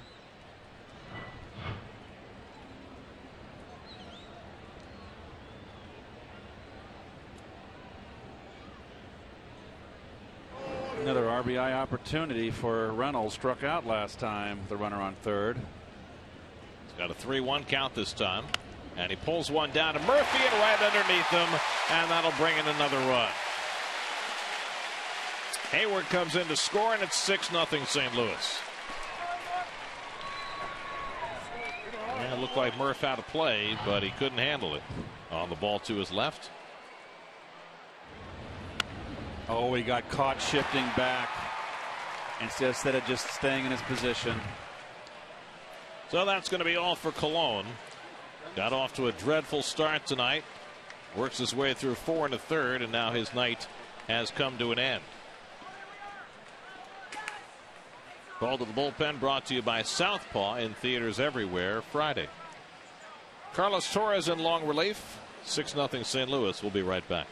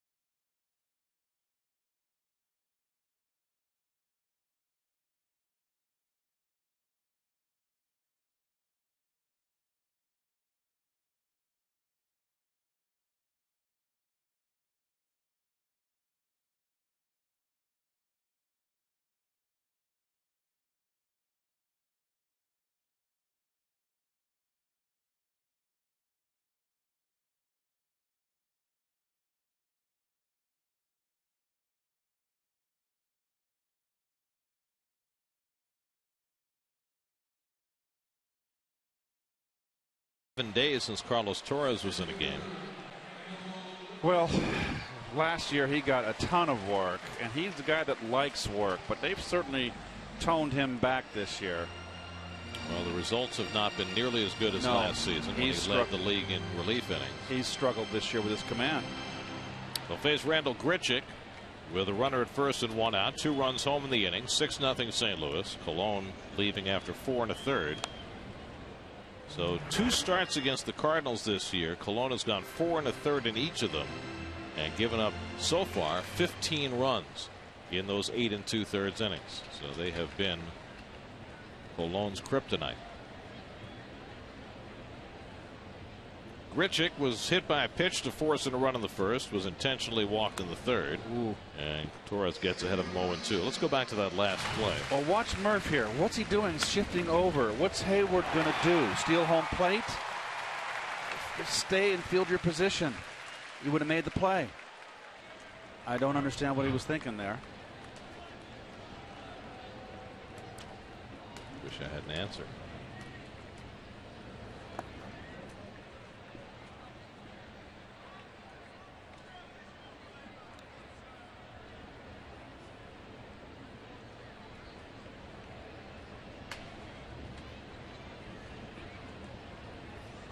Last night the Mets used Sean Gilmartin, Hansel Robles, and Alex Torres, all of whom had been out for at least 10 days.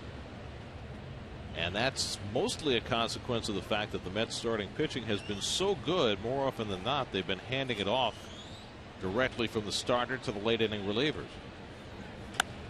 Grichuk lifts one to deep right field. Racing back Granderson near the wall, and it's out of here. Wow. Randall Grichuk with an opposite field 2-run homer to greet Carlos Torres. And the Cardinals have blown the doors off this game with their second 4-run inning. 8-0 St. Louis.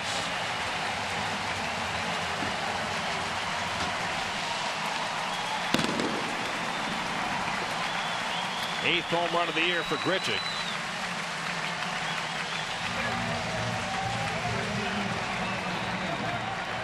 Well, pretty impressive power right there to the opposite field.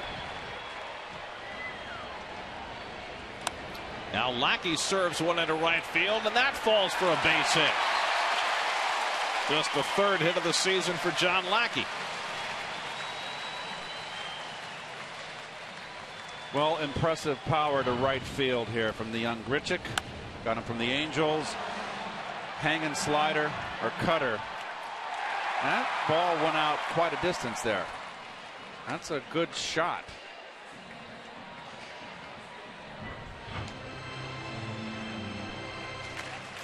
Well, the Cardinals, who blew the Mets out twice in the series in New York back in May, having themselves a fine old time tonight.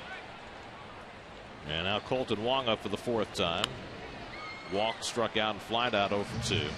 So the final line on Colon, he goes 4 1/3, 7 runs, 8 hits, 3 walks, 1 intentional, 5 strikeouts, a hit batsman.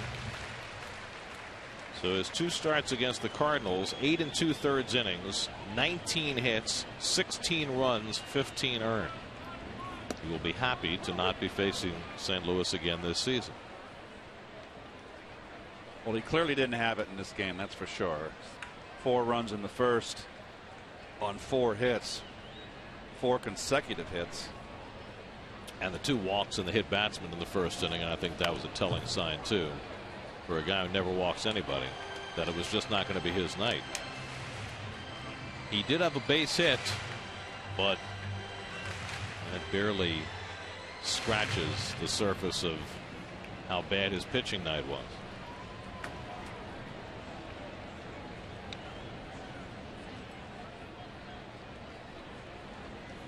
And Wong takes a curveball just out of the strike zone, 1-2.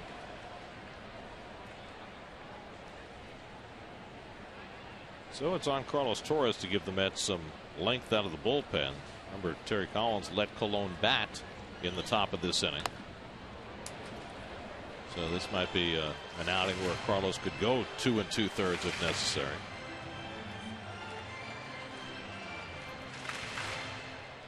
It's called long relief.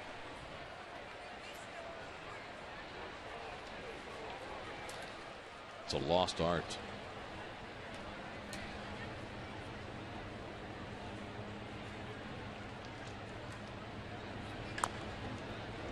Down at first, Duda gets the lead man, and that's the second out of the inning. Nice play, Lucas. Knew he had time with the pitcher running, so he erases Lackey, and that leaves Wong at first with 2 out.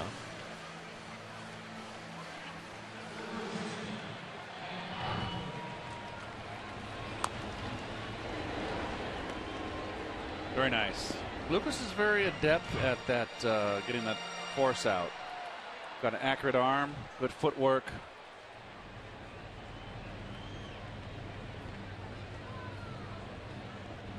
So now Matt Carpenter, the 8th man to bat in the inning, takes the pitch high. So are we at it's 8-0 in the 5th? Is that shutdown time if you're Colton Wong, or is he still free to steal a base according to the unwritten rules? Shut down. 8-0's too much. You get someone hurt. Maybe not today. What's the cutoff? I mean, I don't know, but don't you think 8-0? I don't know. That's why I'm asking. That's kind of putting mud in your eye, isn't it? What if it's 7-0? Mud in your eye. 6? Borderline. Borderline mud. Like watered down mud. Oh, my pants are sticking to me. It's so sweaty here. I thought you said it was cooler tonight. It is cooler, but it's still hot.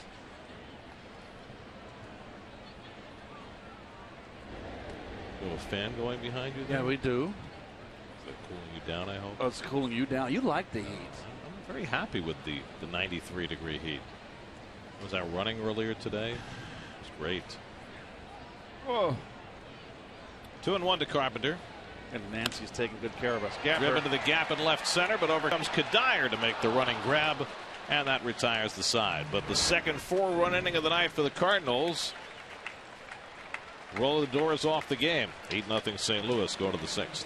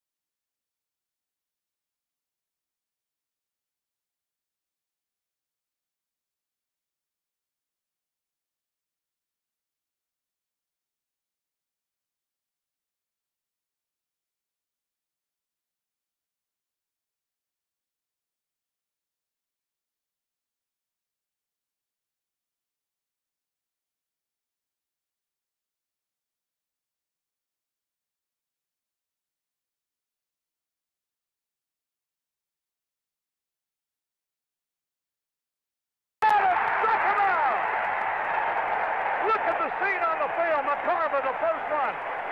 Now his infielders all over him. A new world's record of 17 strikeouts in one game. The great Bob Gibson.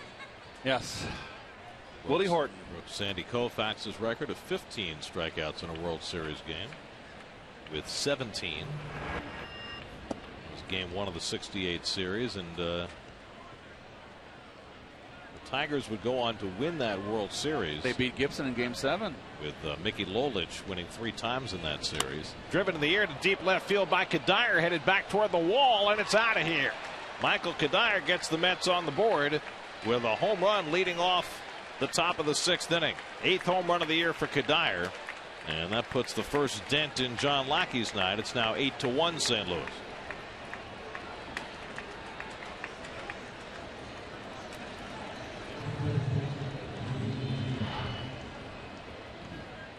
Fastball in. He just turned on it. Maybe that'll get him going. The 10th home run Lackey's allowed this year in 123 innings. There you go. Right on it. You know, getting back to Gibson, you remember in, what was it, 63, Koufax had the struck out all those Yankees. That was just incredible. And Gibson broke that record. Had the pleasure of respectful pleasure of playing with Bob for the last couple of years of his career. It was very tough on rookies, right? Very tough on me, but I appreciate it.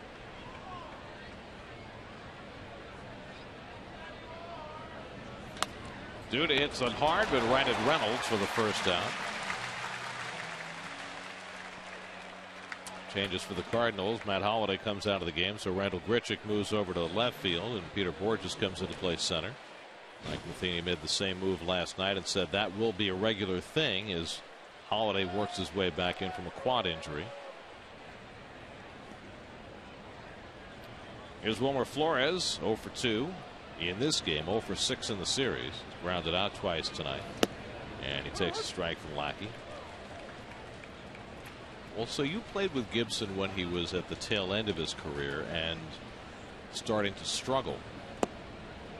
And I'm wondering what that was like playing with a superstar player like Gibson, who was no longer pitching at a superstar level. Well, I'll tell you what, when I got called up in 74, and I don't know when Bob's last year was. I'm going to say Bob's last year was 75.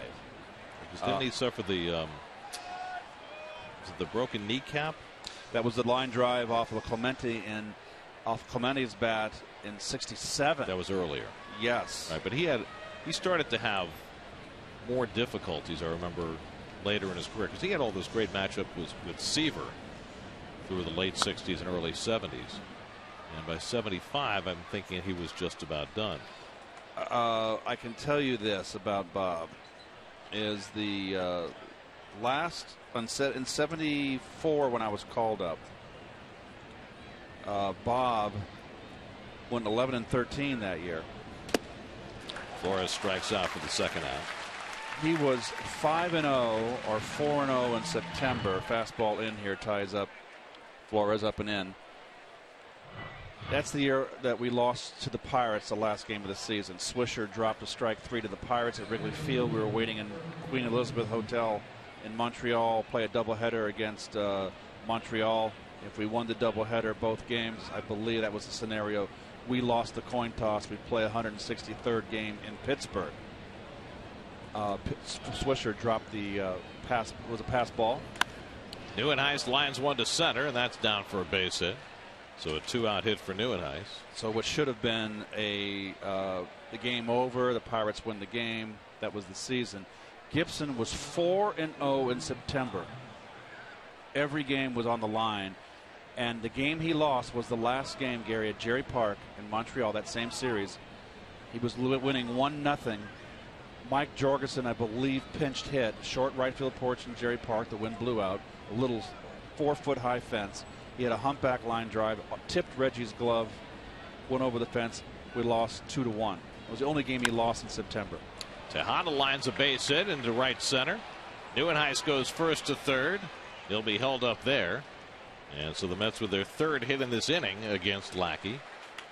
First and third and 2 out. Well, that should get some bullpen up for the Cardinals, but I tell you what, their bullpen has been really overworked.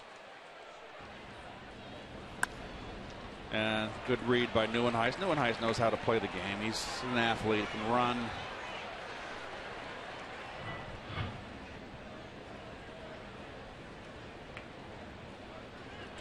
So Lackey getting hit hard for the first time tonight with a big cushion to work with. Now he'll face Johnny Manel, who's grounded out and walked.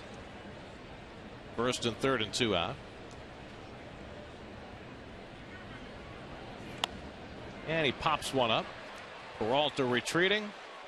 And that retires the side. So the Mets get a run on the Cuddyer home run, but no more. To the bottom of the 6th, 8-1 St. Louis.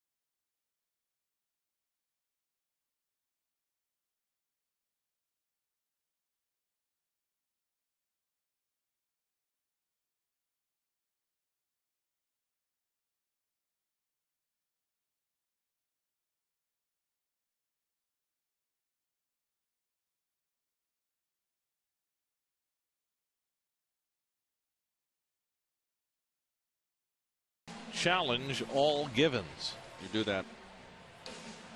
Go ahead, Gary.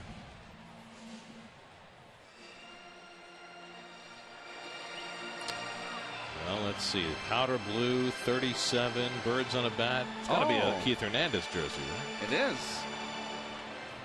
The old powder blues. You know, I found out that the Cardinal fans have a soft spot for the powder blue roads. Did you like that uniform? No. I did. The only powder blues I ever liked were the Kansas City Royals. Didn't like the Cubs, didn't like the Cardinals. Pretty bland uniform, though, Kansas City. Peter Borges up for the first time.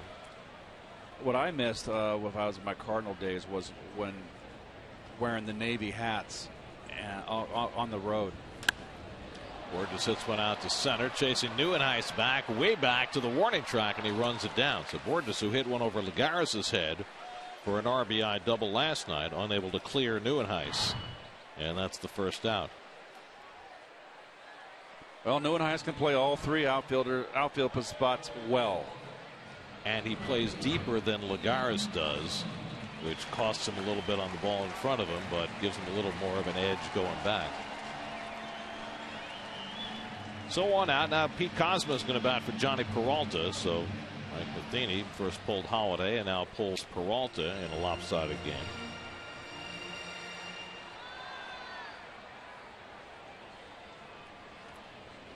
Giving your bench some at bats here.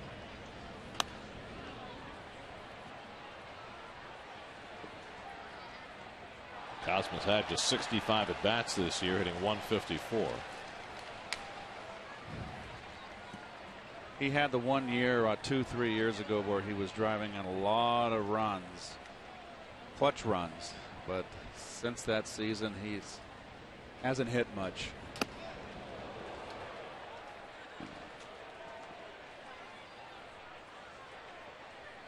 Well, they felt they needed an upgrade from Kozma at shortstop. That's why they went and signed Johnny Peralta 2 winters ago, and that's turned out to be a brilliant move on the Cardinals' part.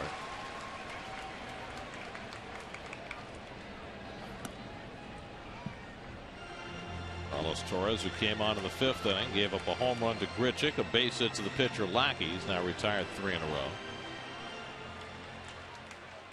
Trying to give the Mets some length out of the bullpen after Bartolo Colon. He imploded and gave up 7 runs and 8 hits over 4 1/3. Strike to Kozma, 2-2. Jason Hayward waiting on deck.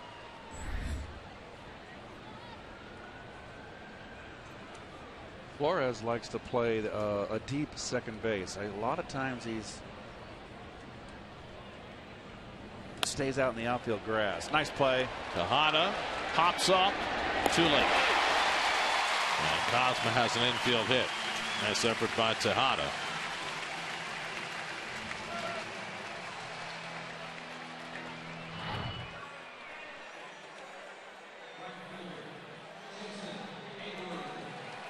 A little tough throwing someone out who runs well when you dive deep out there in the outfield grass. So the Cardinals have their 11th hit of the night.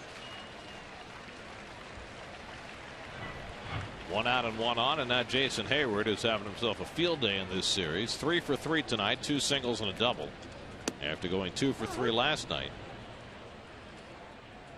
Tonight he's driven in 2 runs. He's scored 2 runs.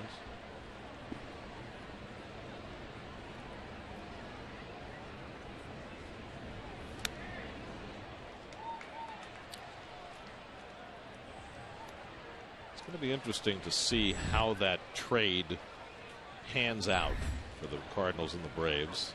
Cardinals got Hayward, and they also got Jordan Walden, who did a very nice job for St. Louis early this year as a setup man before he got hurt, and he should be back shortly. The Braves got Shelby Miller in that deal, and Miller has been spectacular for Atlanta. Just don't know what the long term is going to be for Hayward. We'll see. He hasn't been the same player since he got hit by John Neese. Also, he hurt his shoulder too, and I just really think that his swing is completely altered after he hurt that shoulder. I don't know if it's affecting him or not.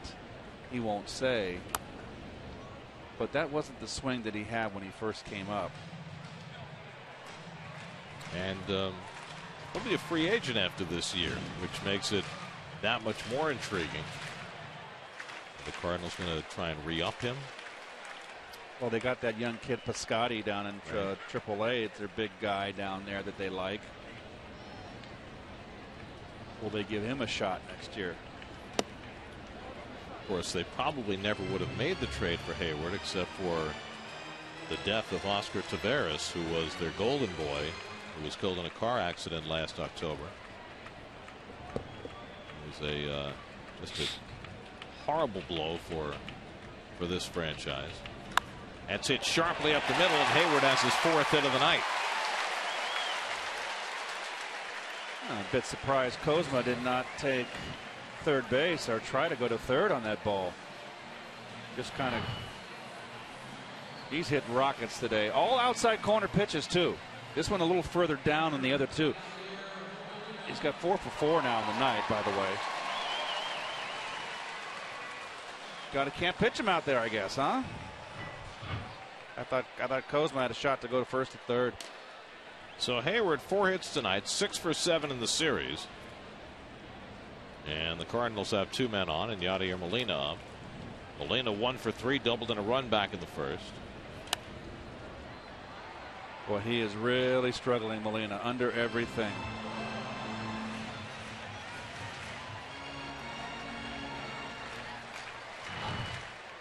Seen a lot of this from Molina in the series. That's pitches to hit, and you foul him back.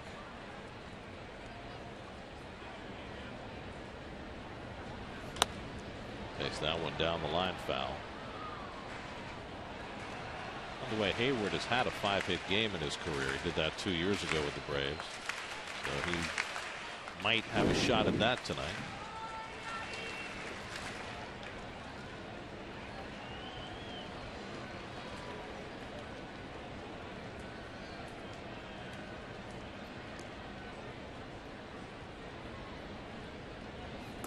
That one goes to the backstop, and the runners move up.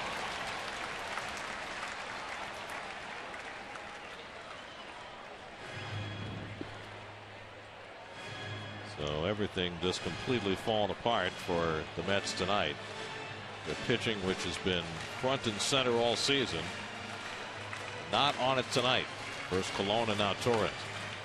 A wild pitch moving the runners to second and third, and the Mets down by 7 runs in the 6th inning will bring the infield in.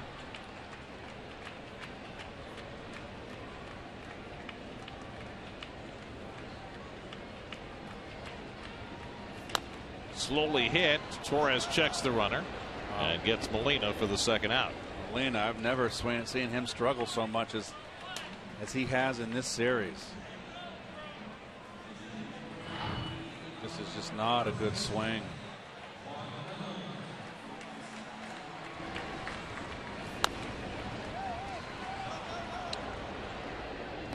Nicely done by Carlos, looking the runner back. All fundamentals. So 2 out, 2 in scoring position, and now Mark Reynolds, who drove in a run with a base hit in the 5th and knocked Colon out of the game. 1 for 2 and a walk.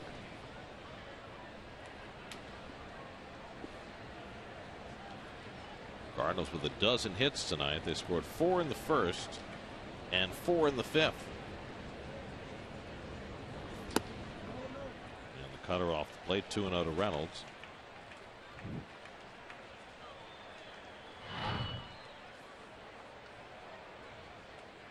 No swing? No.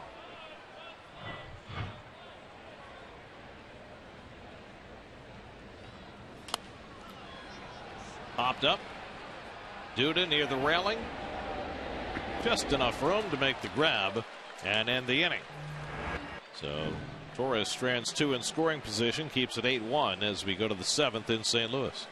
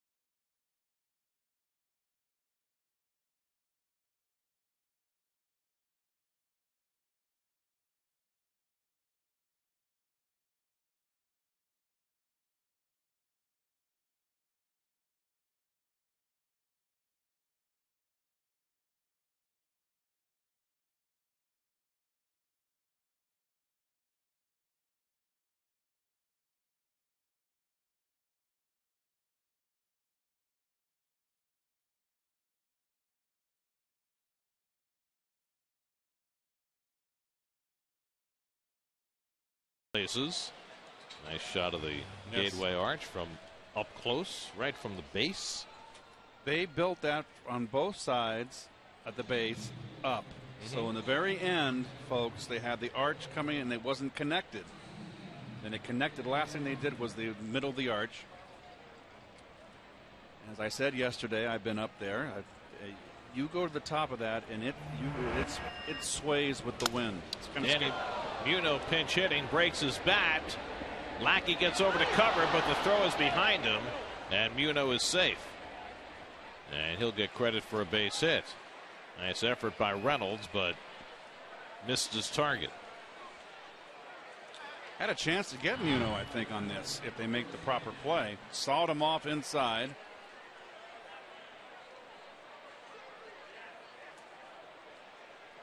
He would have beat it.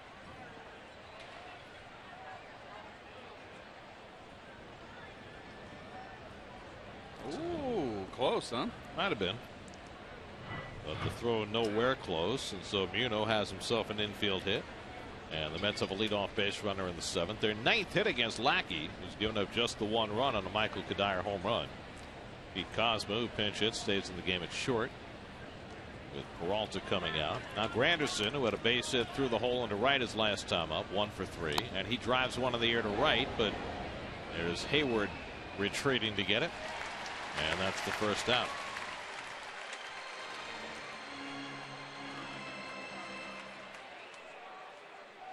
So 1 out and 1 on. And Daniel Murphy coming up. You know, it's one of the quirks for the Cardinals this year that one of their best pitchers is making the minimum salary. Lackey signed a 5-year deal with the Red Sox for $82 million, and one of the clauses in the contract provided for an option year at minimum salary if Lackey missed a season. And as it turned out, he had Tommy John surgery, missed a year, and so that option kicked in this year. And the Cardinals, who traded for Lackey last summer, get the benefit of a year at minimum salary from one of the elite pitchers. It's a foul ball off Murphy's foot. And minimum salary today, folks, I believe is right on about or near $500,000 a year. A little over $500,000. That was one of the great things that Marvin Miller did in negotiating when Marvin just danced around the old ownership in negotiation was tying minimum wage to cost of living increase. And here we are. How many years later? 25, maybe more. 30 years later, look where it's at now. But compared to the $16 million a year that Lackey made in the last 5 years, average annual value, the $500,000 is a tremendous bargain.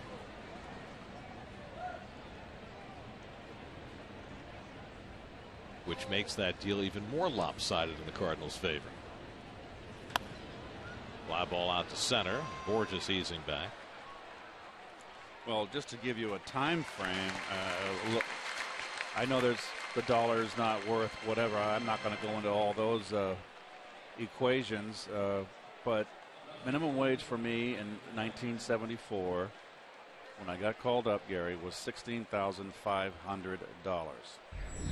I think $500,000 today is a lot more in equal dollars to 16.5. Of course. So Randy Cho, Miguel Sokolovich up in the Cardinal bullpen. Michael Kadires accounted for the only Met run tonight. He homered in the 6th inning. Mets have now hit 12 home runs in their last 6 games. But Lackey will be content with that. He's given up 9 hits, but just the 1 run. Good sinker there. Gets ahead on Kadire 0-2.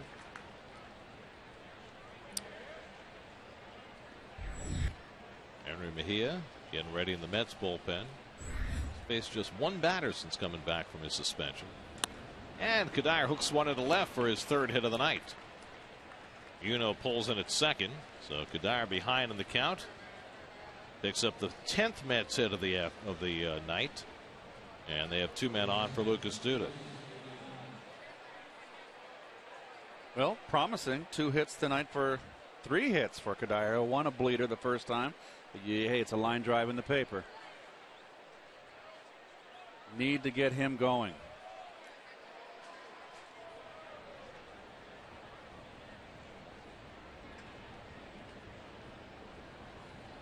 Now Duda, who's hit the ball hard twice tonight, 1 for 3. And he takes a curveball for a strike.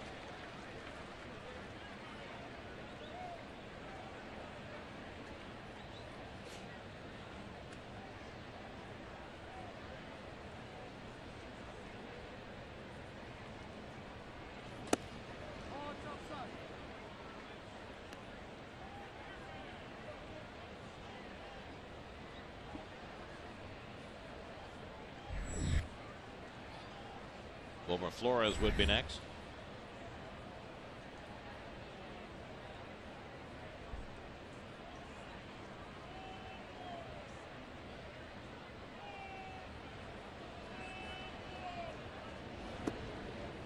Duda takes the changeup off the plate, 2-1. Well, Lackey trying to weave his way through this 7th before handing over the reins.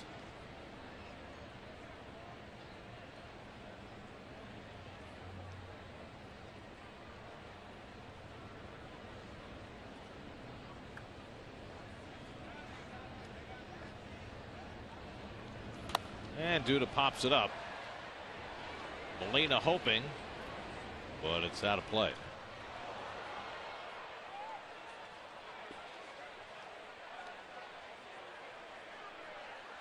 Tune in next Sunday when the Mets meet the Dodgers, beginning with the Verizon Fios pregame at 12:30. Catch all the action right here on New York's home for baseball, Pix 11.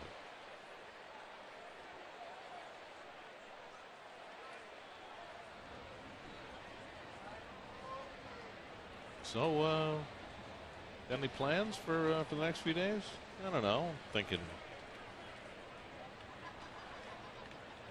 I mean, what was that? I don't know. It looked like such a casual, over the fence in the backyard kind of conversation. Well, they say that Molina leads the league in going to the mound. Yes, he does. They did one of those paths like they have in Detroit and Arizona, between the mound Yes. and home plate.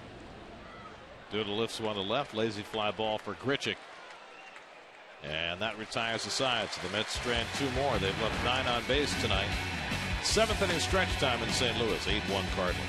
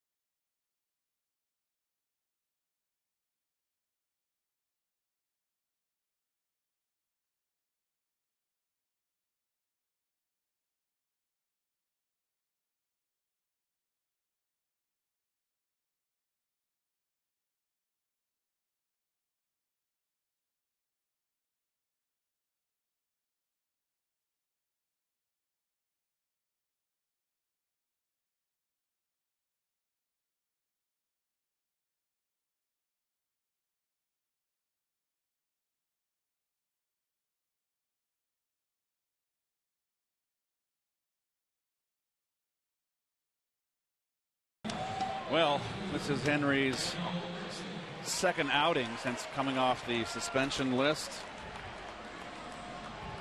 And much needed work for Henry. Henry's going to probably be in a setup role. Danny Muno, who pinch hit, goes to third.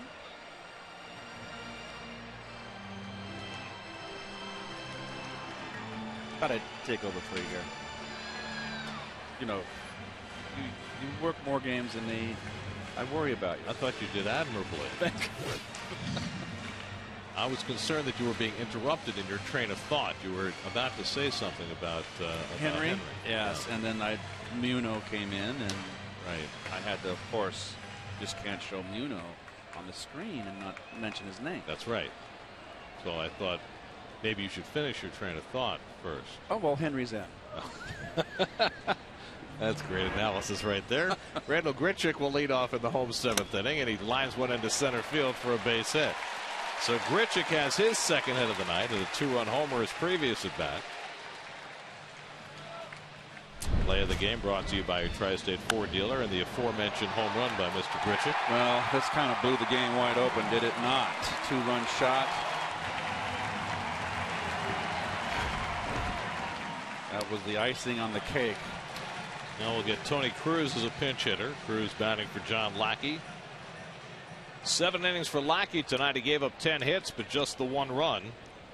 And now Cruz batting for him, and we'll see whether Cruz stays in the catch and gives Molina the last couple of innings off. I would think you'd get Molina out of there, wouldn't you? Oh, well, I guess it depends on whether you plan on playing him tomorrow, right? As Cruz has to vacate. Right right, if they plan to play Molina tomorrow, then you absolutely would want to get him the last 2 innings off tonight.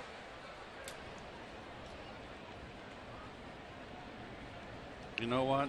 I think at this stage of the game, doesn't matter one way or the other. He doesn't look like he has a lot of energy, doesn't he? Looks very flat. NYN settles under the fly ball and retires Cruz for the first out. They haven't gotten Grichuk out today. 2 for 2. Intentional pass and a hit by pitch. 2-run home run. A lot of culprits tonight. Hayward 4 for 4. Peralta had a single and a double before he came out of the game. Not a good night for Bartolo Colon. Last year just 4 1/3, gave up 7 runs and 8 hits. Carlos Torres an inning and 2/3, 1 run, 4 hits, and now Mejia facing Colton Wong, who's 0 for 3 and a walk tonight. And he takes the fastball outside. Since he was activated, Henry Mejia has done a whole lot of sitting around. He was activated a week ago Tuesday, so that's 11 days ago, and before today he had faced only 1 batter. It was Sunday against Arizona. Well, the pitching staff, the starting rotation, had a lot to do with that. Pitching deep into the game, actually pitching into familiar territory. A lot of 8-inning starts.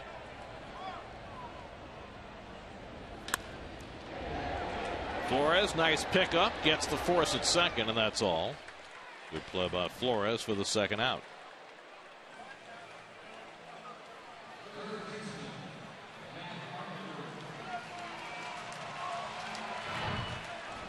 Very nice play by Wilmer here. Nice feed to Tejada. Get the lead runner. Nice play.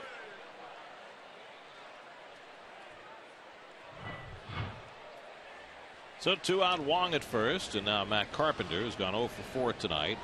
0 for 8 in the series and 0 for his last 15. So Carpenter's troubles continue. He's hit 1 ball hard tonight. Duda made a nice diving stop with his line drive back in the second. Cardinals with 8 runs and 13 hits tonight, but Carpenter has been unable to join in. Well, it's got to be promising for the Cardinals because they have been struggling offensively, and they're facing a very good pitching staff here with the number 3 staff in the league, and the Mets. So that's got to be it's got to feel good for them. Out to left field, and Kadyr's right there, and that retires the side.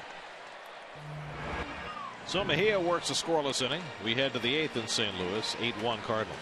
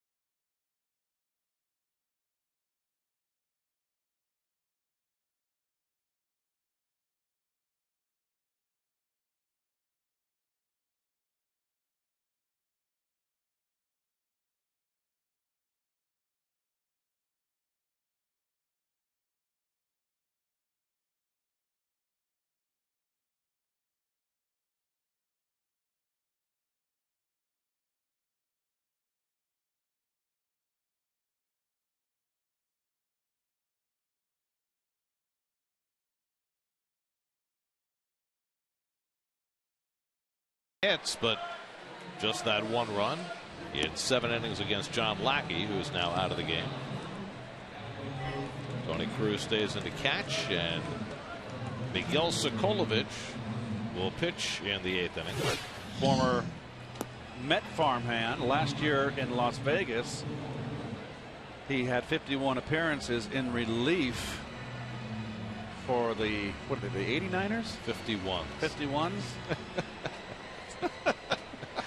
Get 89ers from it's Oklahoma City, right? Yes, that's right. I get confused. Yeah, Oklahoma City, Las Vegas. I always confuse those two. Hey, it's hot. It's late. Wilmer Flores will lead off in the 8th inning. Flores 0 for 3 tonight.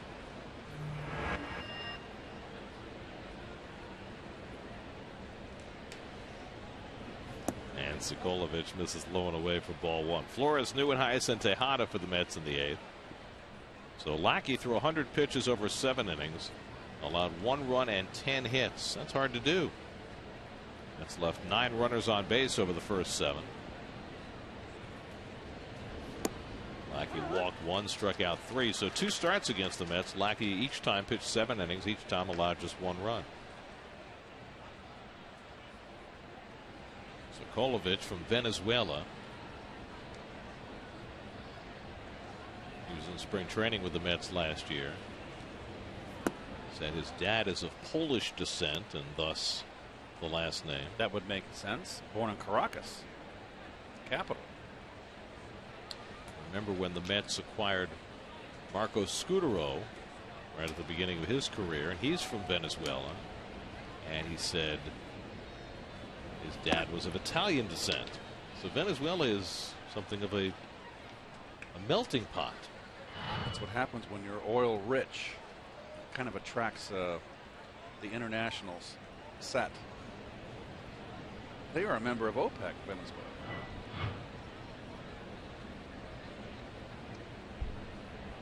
Would you like to talk about Greek debt? No. Little number back to Sokolovic. Not really. Flores retired 1 away. I always found that interesting, though. OPEC is, obviously all the oil-producing Arab countries, and Venezuela is the lone South American, non-Arab country that is a member. Enough of that. You sure? Sure. We could keep on going. Would you like to talk about Colombia? Maybe I missed my calling. I should have been a teacher. I think it would be a fascinating class to be in if you were the teacher. I just worry about the discipline that you might mete out. Oh, well. You're going to be rapping people on the back of their knuckles with a ruler? Get sued? Are you kidding?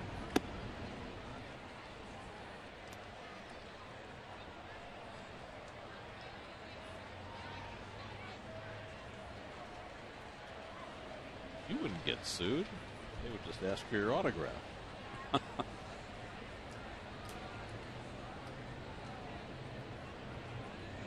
What was the great movie, the black and white film? Vic Morrow was in it. One of the tough kids in New York school. Asphalt Jungle. Who was the teacher in that? Do you remember Asphalt Jungle? Sandy Duncan? No, it was a male teacher. Oh, I'm thinking of a different movie. I'm thinking of Blackboard Jungle. Maybe that was it. It was Blackboard Jungle.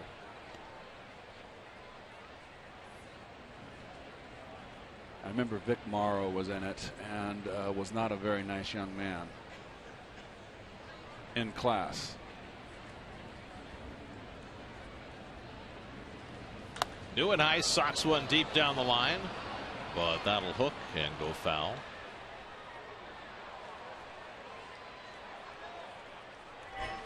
Out of town scores brought to you by the Rams summer clearance event. Nats won the suspended game. Dodgers behind Kershaw won the regular game. Phillies up 3-1 on the Marlins in the 9th. John Lester had a no-hitter working until the 8th inning. A.J. Brzezinski broke it up. Another hard hit ball right through the shift for Neuenhuis, so he has his second hit of the night. And the Mets 11th.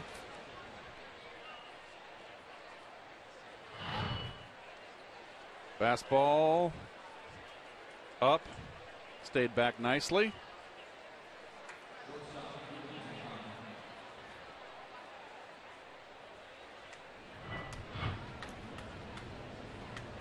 So 1 out and 1 on. And now Ruben Tejada,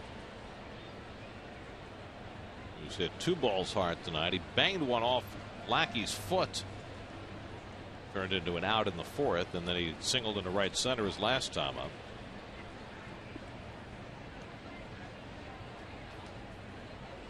.24 hits now in this game. And Tejada's got another one. That'll go all the way into the corner. Neuenhuis racing for third. He's going to be waved home as it bounces away from Grichuk. Neuenhuis comes in to score on a double by Ruben Tejada, and now it's 8-2 St. Louis. So Tejada with his 14th double of the year, drives in his 16th run. They're on his fastball, that's for sure. Ruben just turns on that inside corner fastball. And Neuenhuis can fly. He's got beautiful strides, the old former running back.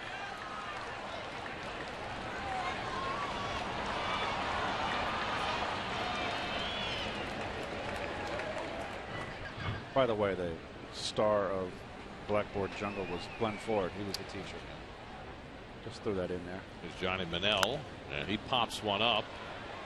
Carpenter into foul ground, should have a play. And that's the second out.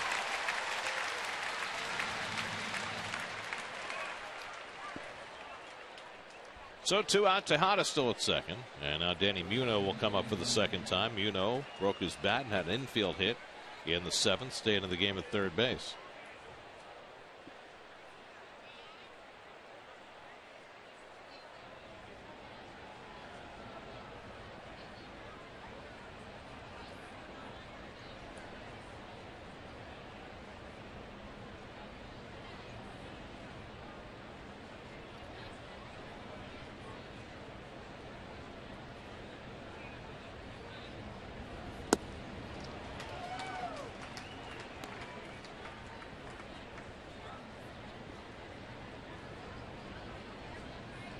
Makes a manager's job so much easier in these blowout games.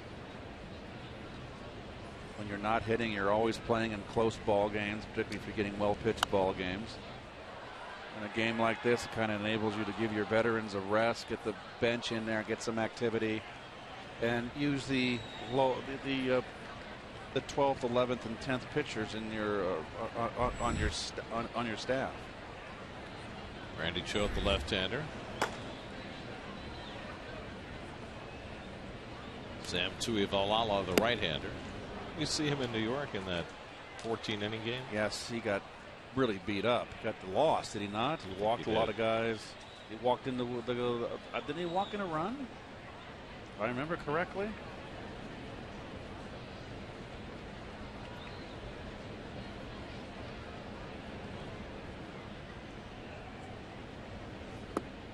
There's been a little bit of criticism, very light criticism. Mike Matheny has done a terrific job managing this Cardinal team. He took over and has taken them to the World Series, but they do say that he can really bury a bullpen, go with the guys that are the most important ones and run them into the ground a bit. So that's the only real criticism. You know, you hear that a lot with managers of teams that win, because if you're winning games, and especially if you're playing close games, you always need your best guys to try and finish off those games. And you know, here are the Cardinals with the best record in baseball, but they've played 34 one-run games already this year. So it makes sense that he'd have to go frequently to his best guy. Well, they say that he's really gone to the whip with his big three, which is obviously his closer Rosenthal, who we really saw yesterday, would look like he was just spent. Seth Maness and Segrist, right, they've used a lot, and Villanueva, they got a lot of mileage out of the veteran Villanueva, Carlos Villanueva. Yeah, he's their innings guy. 3-2 to Muno with Granderson on deck, and it's outside, ball 4. So the inning continues, and Granderson will come up with 2 men on. This is what I'm talking about here. You know, you got a change up. That's going to be the end of them. You know, you got to go to the bullpen. You got an 8-2 ball game, runner on second base, and you're trying to trick someone. You got 8 gloves out there. Here, fastball, run a sinker up there and see if it finds a glove. Drives me nuts. Matheny will bring in the veteran lefty Randy Choate to face Granderson with 2 men on. Call to the bullpen brought to you by Southpaw, like Randy Choate, in theaters everywhere Friday. We'll be right back.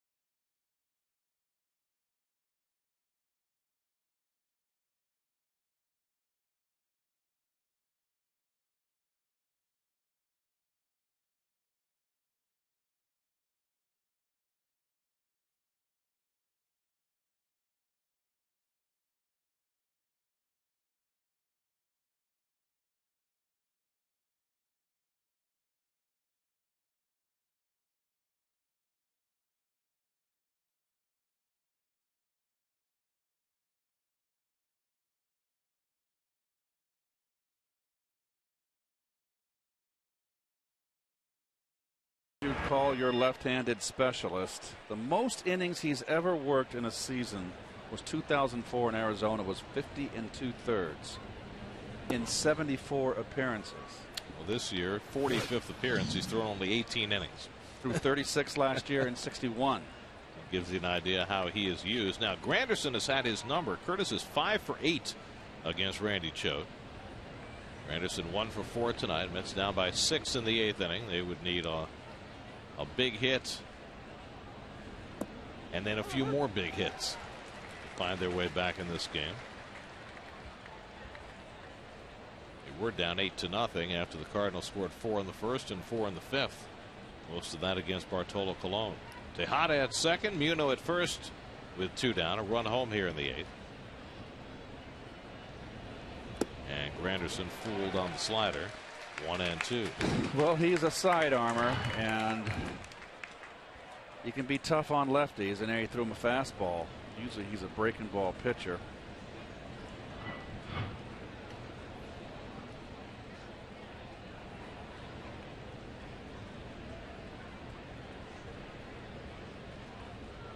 One-two coming, and Granderson goes down swinging to end the inning.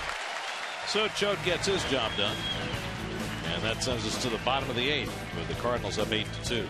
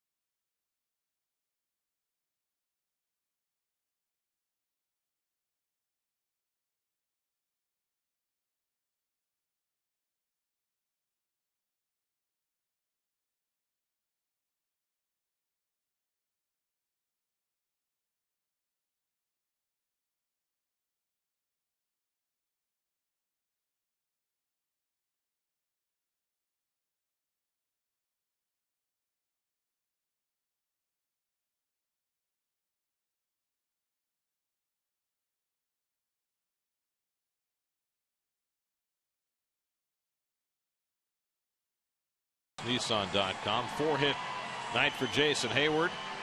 Randall Grichuk's been on base 4 times, hit a home run, driven in 3. The Cardinals have had a field day tonight, 8 runs and 13 hits as we go to the bottom of the 8th inning, and Alex Torres will pitch for New York. Well, Torres pitched last night. Just threw only a third of an inning in relief, 1 walk and a fly ball. He's been struggling with his command. Those numbers do not lie right there. The walks to innings pitched, that's not major league level.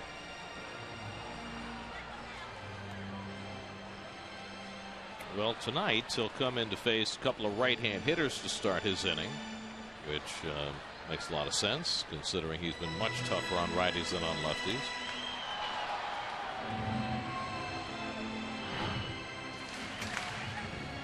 Command issues, you say? Oh boy, I missed that one. I was working with my scorecard. What a portent. An omen.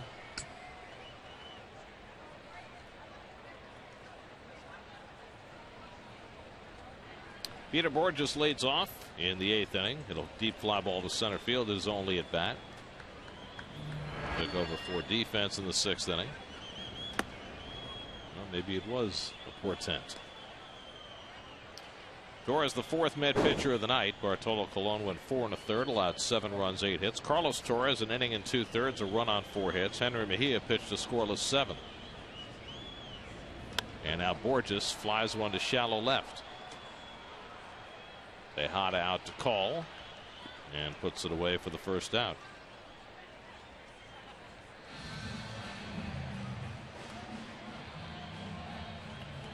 So 1 out and nobody on. Now Pete Kozma will bat for the 2nd time.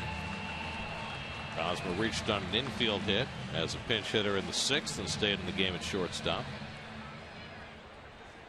Cardinals with 8 runs and 13 hits. The Mets 2 runs and 12 hits, but the Mets have left 11 runners on base through the first 8 innings.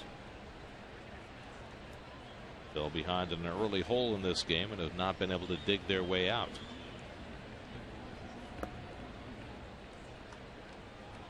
They will need John Neese tomorrow afternoon to continue his run of strong pitching to get them out of this series with a win. They need to salvage a game tomorrow.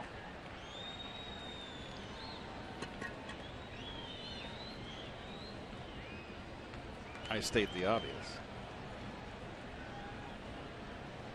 Sometimes the obvious needs to be stated. 2-0.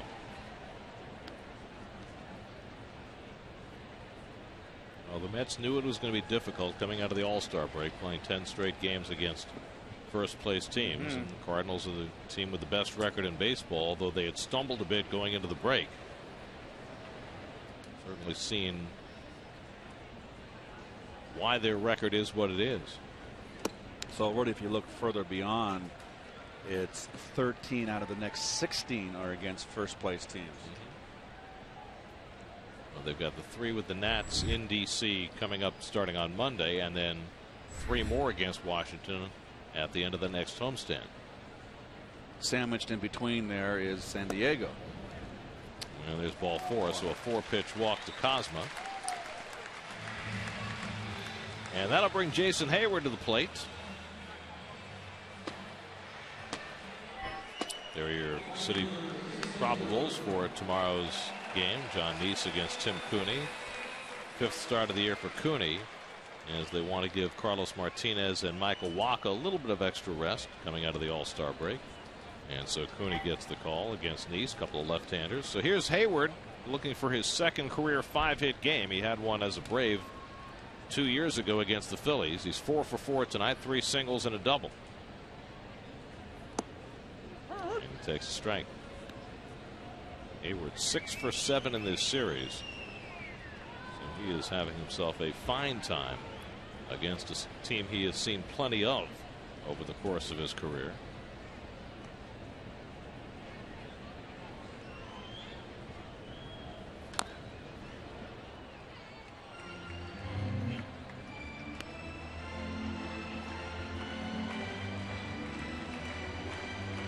Hayward, really a very athletic, tall, athletic specimen. I mean, he's I remember when he first came up, everybody was oohing and awing over him. Right. And I went up and shook his hand. He's, what am I, 6'4"? Well, he rocketed onto the scene. It looked like he was going to be a big power hitter. That has not proven to be the case. And he has struggled with inconsistency offensively while establishing himself as one of the best defensive right fielders in the game. But it certainly looked as though the Braves were going to build their team around Hayward and Freddie Freeman. But now Hayward is here in St. Louis, and Freeman's been out for most of the middle of the season for the Braves with a wrist injury. And Hayward has his 5th hit of the night. A 5-for-5 evening for Jason Hayward, his 2nd career 5-hit game. Those are hard to come by.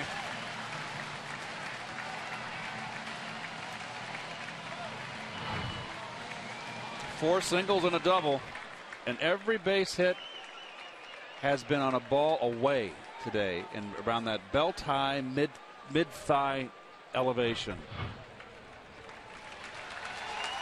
And he's going to come out of the game. He's limping. Yeah, as he comes off. So that is certainly a concern. So the Cardinals, as Hayward limps off to the dugout, Dan Johnson will run for him at first base. See him running into first base here and see what's going on. Looks like he might have done it right away coming out of the box, huh, Garrett? Oh, hammy. So Johnson will run, and Tommy Pham will pinch hit with the pitcher due up. Pham pinch hit last night, grounded out to short, so Mike Matheny has now used his entire bench tonight. 2 on and 1 out. Cardinals now with 14 hits on the night, and Hayward with 5 of the 14. And the Cardinals will hope that the 5th hit doesn't cost them Hayward's services beyond tonight.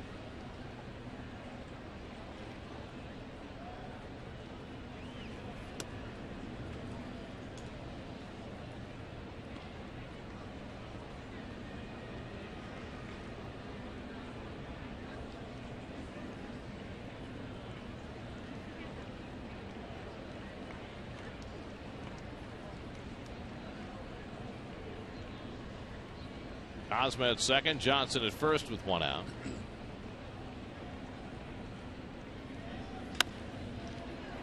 Tejada boots it.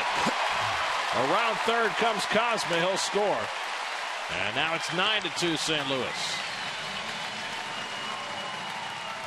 Well, Tejada appeared to be trying to think about whether he could turn 2, and instead he gets none. This would have been a tough one to turn here. Might have been better to backhand it. Very seldom do you see Ruben muff one like that. Did you see, by the way, the play Troy Tulowitzki made last night? No, I did not. Oh. It was a play just like that. He backhanded it, spun around to his right, and then off balance threw the ball to second base. And made the play. And they turned the double play. I mean, he had so little on the throw because he backhands it, turns all the way around, and then has to pivot and make the throw. But he did it with enough juice on it, and LeMahieu was able to turn the double play. It was a lot prettier to watch than I just described it. I hope. You made it look routine. Out of practice painting that word picture. 1 and run to Reynolds. Reynolds 1 for 3 and a walk tonight. He's driven in a run. He's scored a run. Let's make their second error of the night. Bartolo Colon and Aaron Pickoff throw back in the third. That did not cost a run. The changeup from Torres, 1 and 2.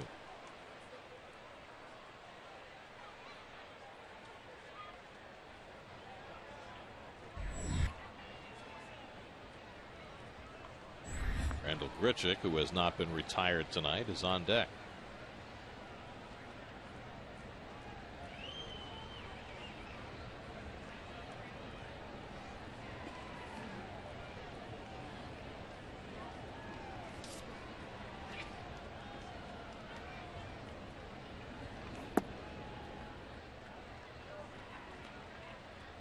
Mets have not suffered a lot of blowout losses this year.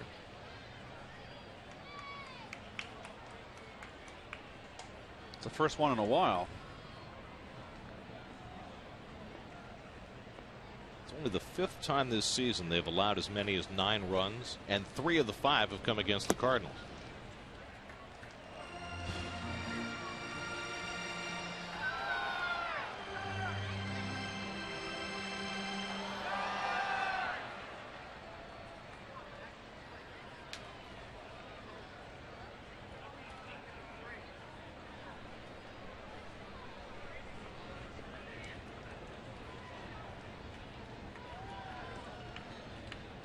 Three-two coming, and that's grounded toward third. Muno with the diving stop. Does he have a play? And Duda scoops it out at first, and they get the out. Boy, what a nice play by Muno.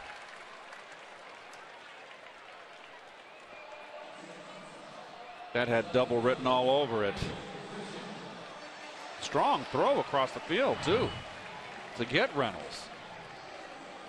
It's a nice play to get there on the backhand, but it's also a very nice play getting up and throwing a perfect, well, not a perfect strike, but strong throw to first.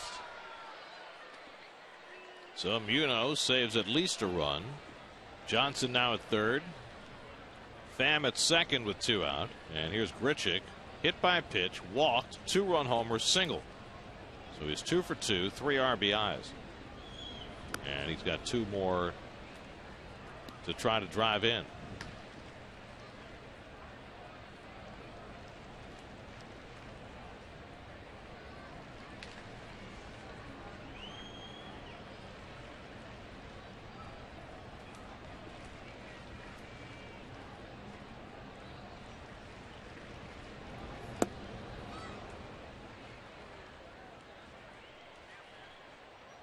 One and one to Grichuk. Tony Cruz would be next.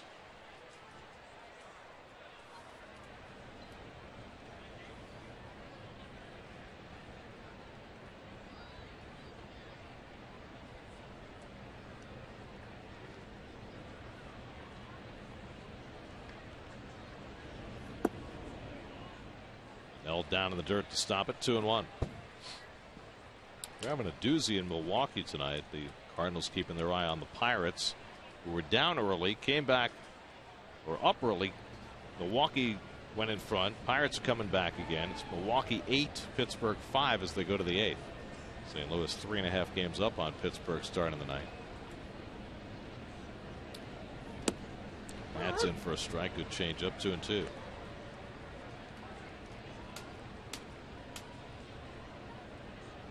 are the National League Central standings. If the season ended today, 3 of those teams would be in the postseason. Pirates and Cubs would be the 2 wildcard teams. The Mets started the night just a game behind the Cubs, but Chicago's up 4-0 in Atlanta in the ninth. And now a full count to Grichuk. It's interesting how the Pirates would traditionally or historically of recent history have a hard time against Milwaukee.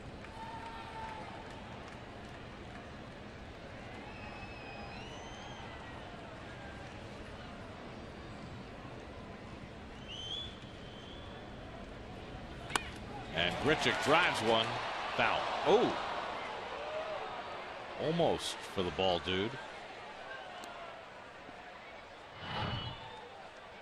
Ball will find you. He didn't panic. No, he ducked. That's what he did. There he goes. Duck. Good effort, though. No, good thing he's wearing a helmet. It's hard to catch what you can't see. But at least he kept the ball in front of him, right? Yes, didn't get by him. Again, the 3-2 from Torres. And Grichuk hits one out to left center field deep. Back goes Neuenhuis to the track near the wall. It's out of here. Wow. Randall Grichuk with his second home run of the night, a 3-run shot, and that puts the icing on the cake for the St. Louis Cardinals. It's now 11-2.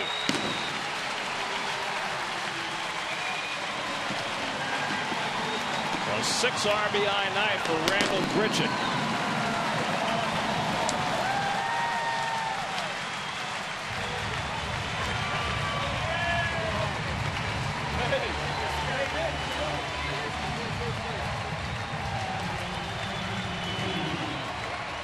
Well, I tell you what, he is an impressive talent. They're wanting him to take a curtain call. Change up. Let's go with one hand. Strong. Came out and got a curtain call. He was part of that trade along with when the Cardinals acquired him along with Borges for David Freese and Fernando Salas. It was back in November, offseason 2013. That last foul ball hit Sam Holbrook right in the chest. Second career multiple home run game for Grichuk. They both come this season. He now has 9 home runs and 32 driven in. Remember, the first game he played against the Mets this year, he had that 0 for 6 5 strikeout performance, and since then he has just ripped the Mets to shreds. A 2 home run, 6 RBI night tonight.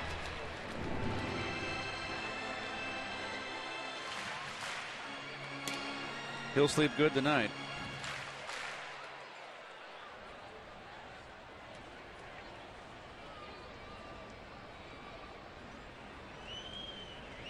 It is 12-2, right? The scoreboard says 11-2. They missed a run. Yeah, it's 12. Yeah. They've had 3 4-run innings. The scoreboard here in the ballpark. You know what? They got the 3 up there instead of 4. They missed the run that scored on the error by Tejada, the first run of this inning. Well, it's okay. Anybody can snooze on this inning. So it is 12-2. Just making sure we all have our ducks in a row now. Yeah, they've had 3 4-run innings. Well, they'll catch up eventually.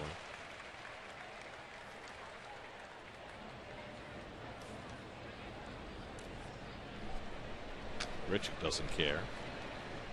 He's got his 6 RBIs in the bank.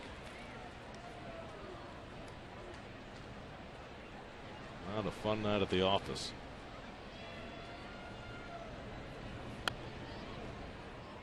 The 12 runs is the most the Mets have allowed this year. The previous high was 10, also against the Cardinals in the series in New York.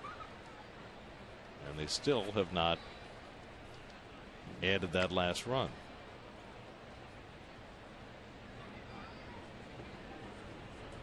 I'm sure they'll catch up eventually. Well, we got it. That's all that matters. Oh, now we do. Mm.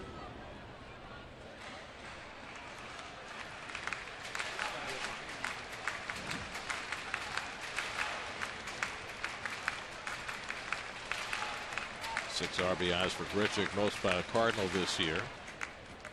Well, since Matt Adams had a 6 RBI game for them last season.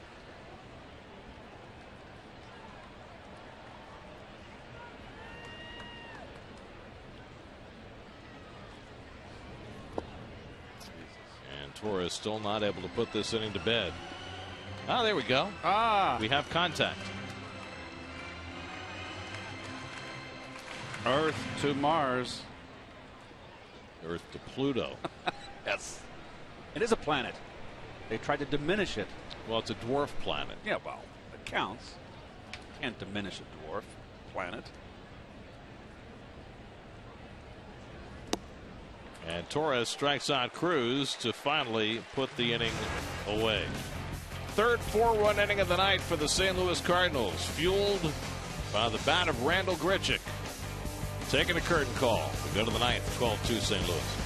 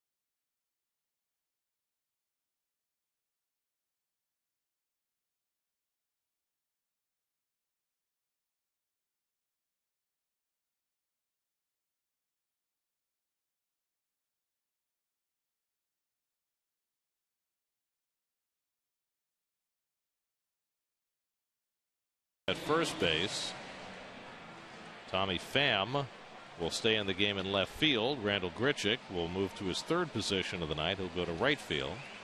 So he's hit 2 home runs, driven in 6, and played all 3 outfield positions. Sam Tuiavalala will try and get the final 3 outs. That's easy for you to say, Gare. Final 3 outs? It wasn't hard. This kid's got good stuff. He's a youngster, and he's got a good fastball, good breaking ball. Mets kind of roughed him up in that 4-game series, the 1 game, I think the getaway day, when the Mets won. But he's got a little, I like his arm. Eric Campbell will bat for the pitcher, leading off in the 9th inning. It'll be Campbell, then Cuddyer and Duda for the Mets, who have had 12 hits in this game but left 11 on base. They've been behind right from the get-go. You know, I meant to ask you, you were talking about Pluto in the last inning. Yes. I had a question because I was thinking about this last night. You know, Pluto is 3 billion miles away. Right. Billion. And it's got, I think the spacecraft has a 12-watt transmitter, which is somehow able to get information back wirelessly from 3 billion miles away. Yes. Back to NASA. It's truly amazing. Then how come in the Major League replay system we still have wired headsets? Oh, Gare, but it cost a fortune for those spaceships. It's a lot of money. My cell phone doesn't have a wire either. You know what I mean? Well, Gare.